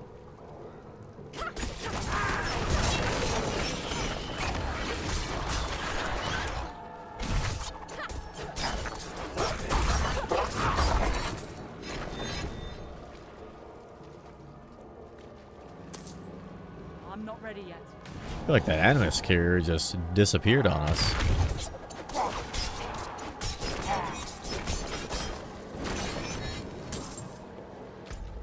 Alright. I need more time. Almost done with this dungeon. Get us some Grim Favors.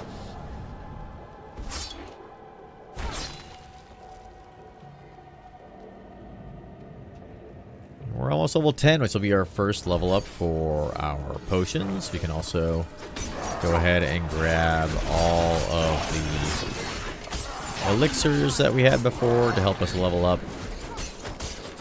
We should have plenty of crafting materials from our previous character.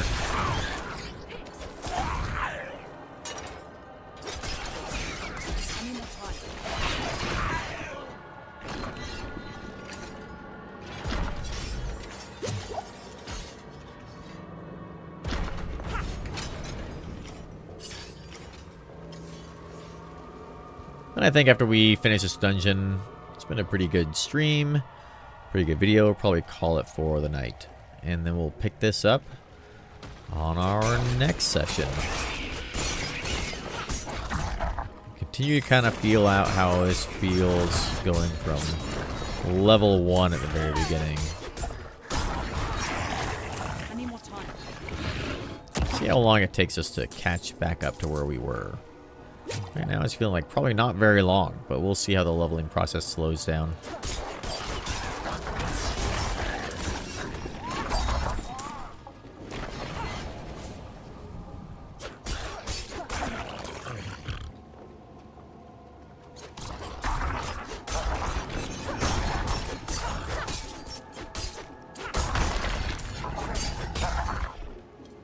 You're a saint.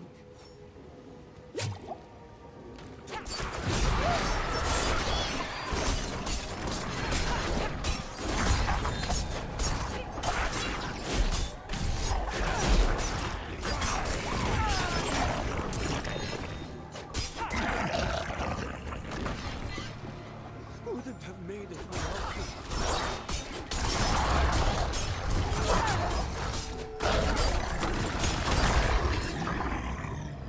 Bless you. Grab our potions as we go along. And keep on proccing our Dark Shroud. Make sure we're nice and leveled up.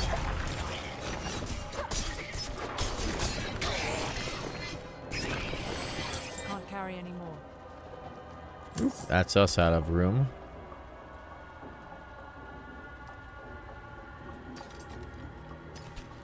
So let's head back to town really quick. Break this stuff down, and then we'll come right back into it.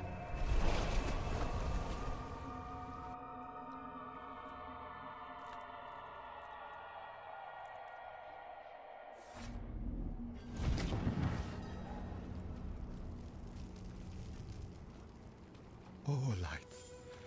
Cleanse these. More injured each day.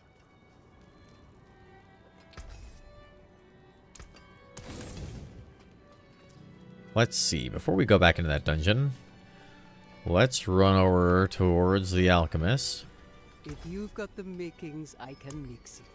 and make ourselves some weak elixirs, weak iron barb elixirs.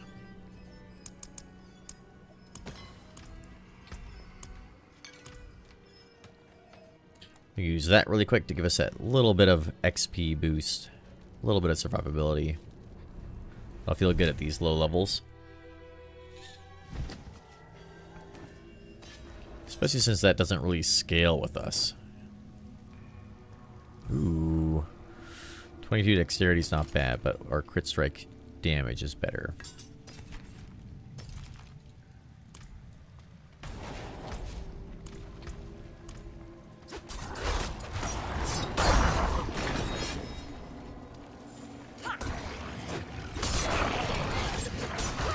I'm not ready yet.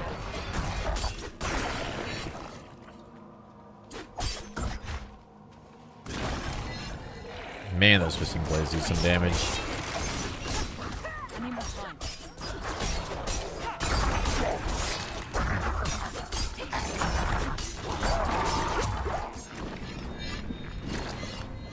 Wouldn't have made it without you. I need more time. Blast Wave Shrine, nice. And there we are, level 10. Help, please! I need more time. Watch out!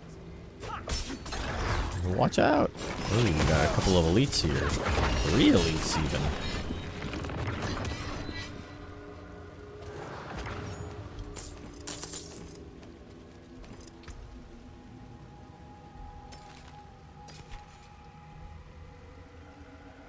Yeah, 17 armor.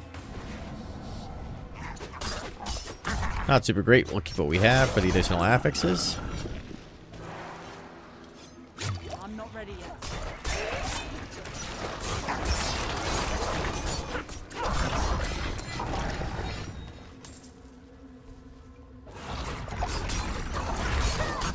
The alpha.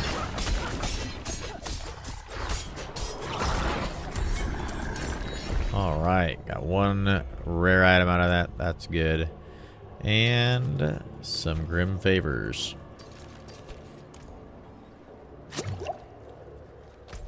Nice. Alright, we can jump out here and grab this side quest now.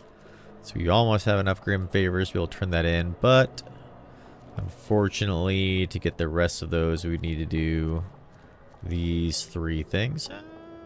Let's go to the cellar here. Yeah, we can do those 3 things pretty quick. Curious to see what kind of reward we get by doing a Grim Favor at such low level.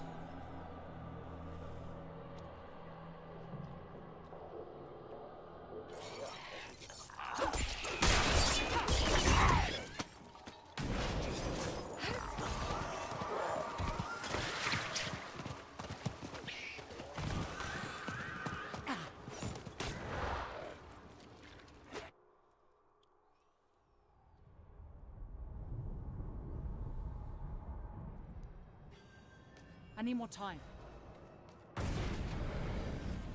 Ooh.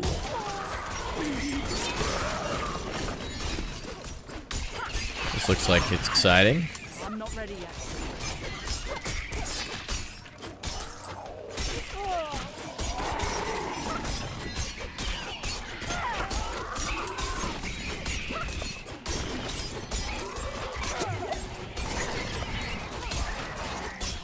Well, we got the mastery done, so that's good.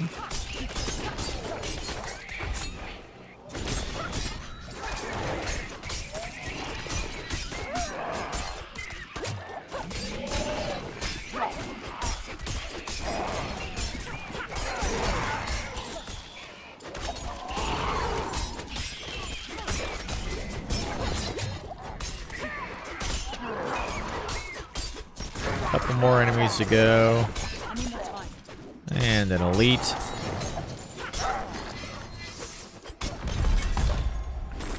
Not too bad. That was fun. Ooh, we got a ring. Nice. Not bad.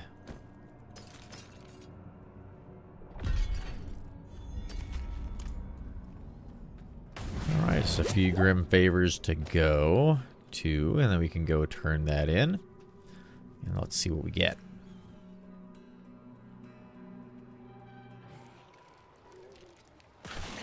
I'm not ready yet.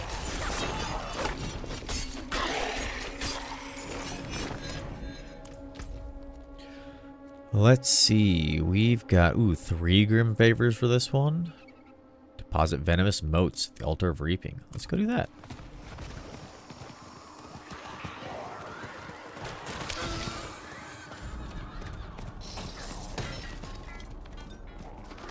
We're in a level 10 area. That's perfect.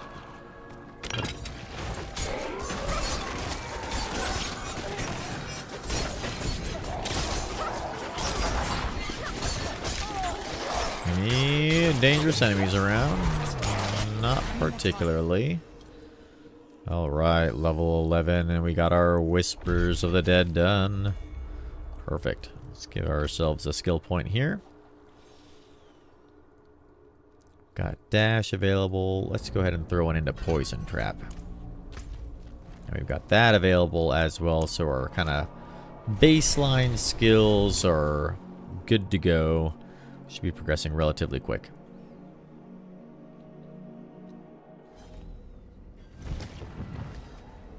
Okay, let's see what we get from the tree at such a low level. I'm very curious.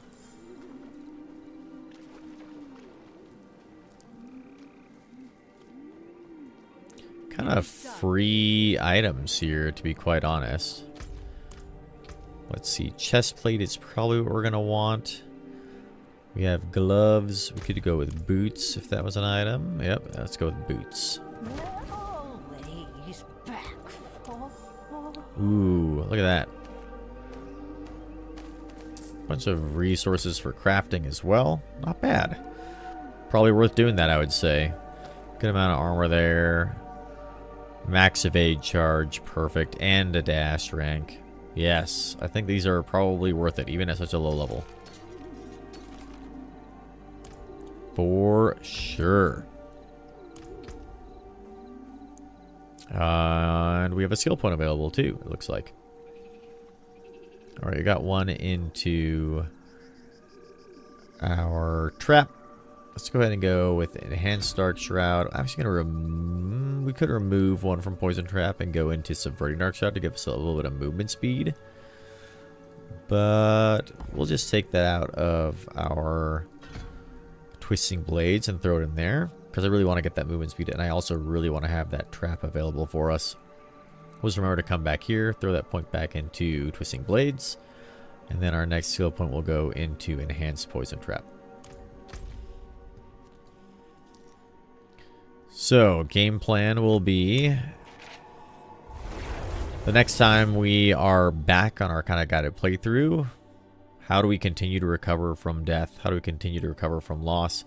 And kind of where do we feel like we are compared to completing Act 1? So, probably in about half the time it would take us to do Act 1, we're kind of at the same level we were. So that's some good data for us. Well, but what are we missing? Well, we're missing a legendary aspect on our amulet that gives us that kind of protective bubble. Now we just got to get lucky and find that because it's not in the codex. Let's have a look at you. And we are missing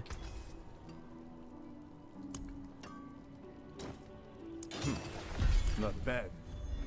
the additional legendary that would normally drop from Act 1. So in my mind, it's kind of a 50-50, kind of what you prefer, what you want to do. We also could be doing the Season 1 mechanics right now, which may be a little risky, but they're available for us to do that. Oh, we can get our Codex of Power stuff. That's nice.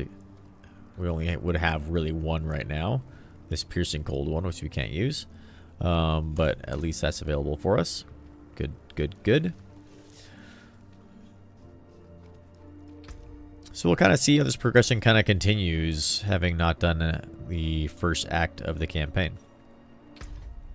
So with that, I think we will end our guided playthrough session number 3 for tonight. And we'll pick this up again tomorrow night. And then hopefully kind of continue on through the weekend as we get closer and closer to Season 1. And see how close to level 50 we can get to complete our build of skill points and start to look at Paragon points, as well as the rest of the aspects that we have. So hopefully next time we can kind of sprint through our skill point in the Fractured Peaks in the first region and jump back into the second one. All right, with that, thank you all for joining us. If you're watching on YouTube again, remember to like and subscribe this video to see our continued progression and hopefully no more deaths from us. Please go ahead and give any feedback you have or any questions you have in the comments. And be sure to tune in for our journey along with us on Twitch. With that, have a good night. See ya.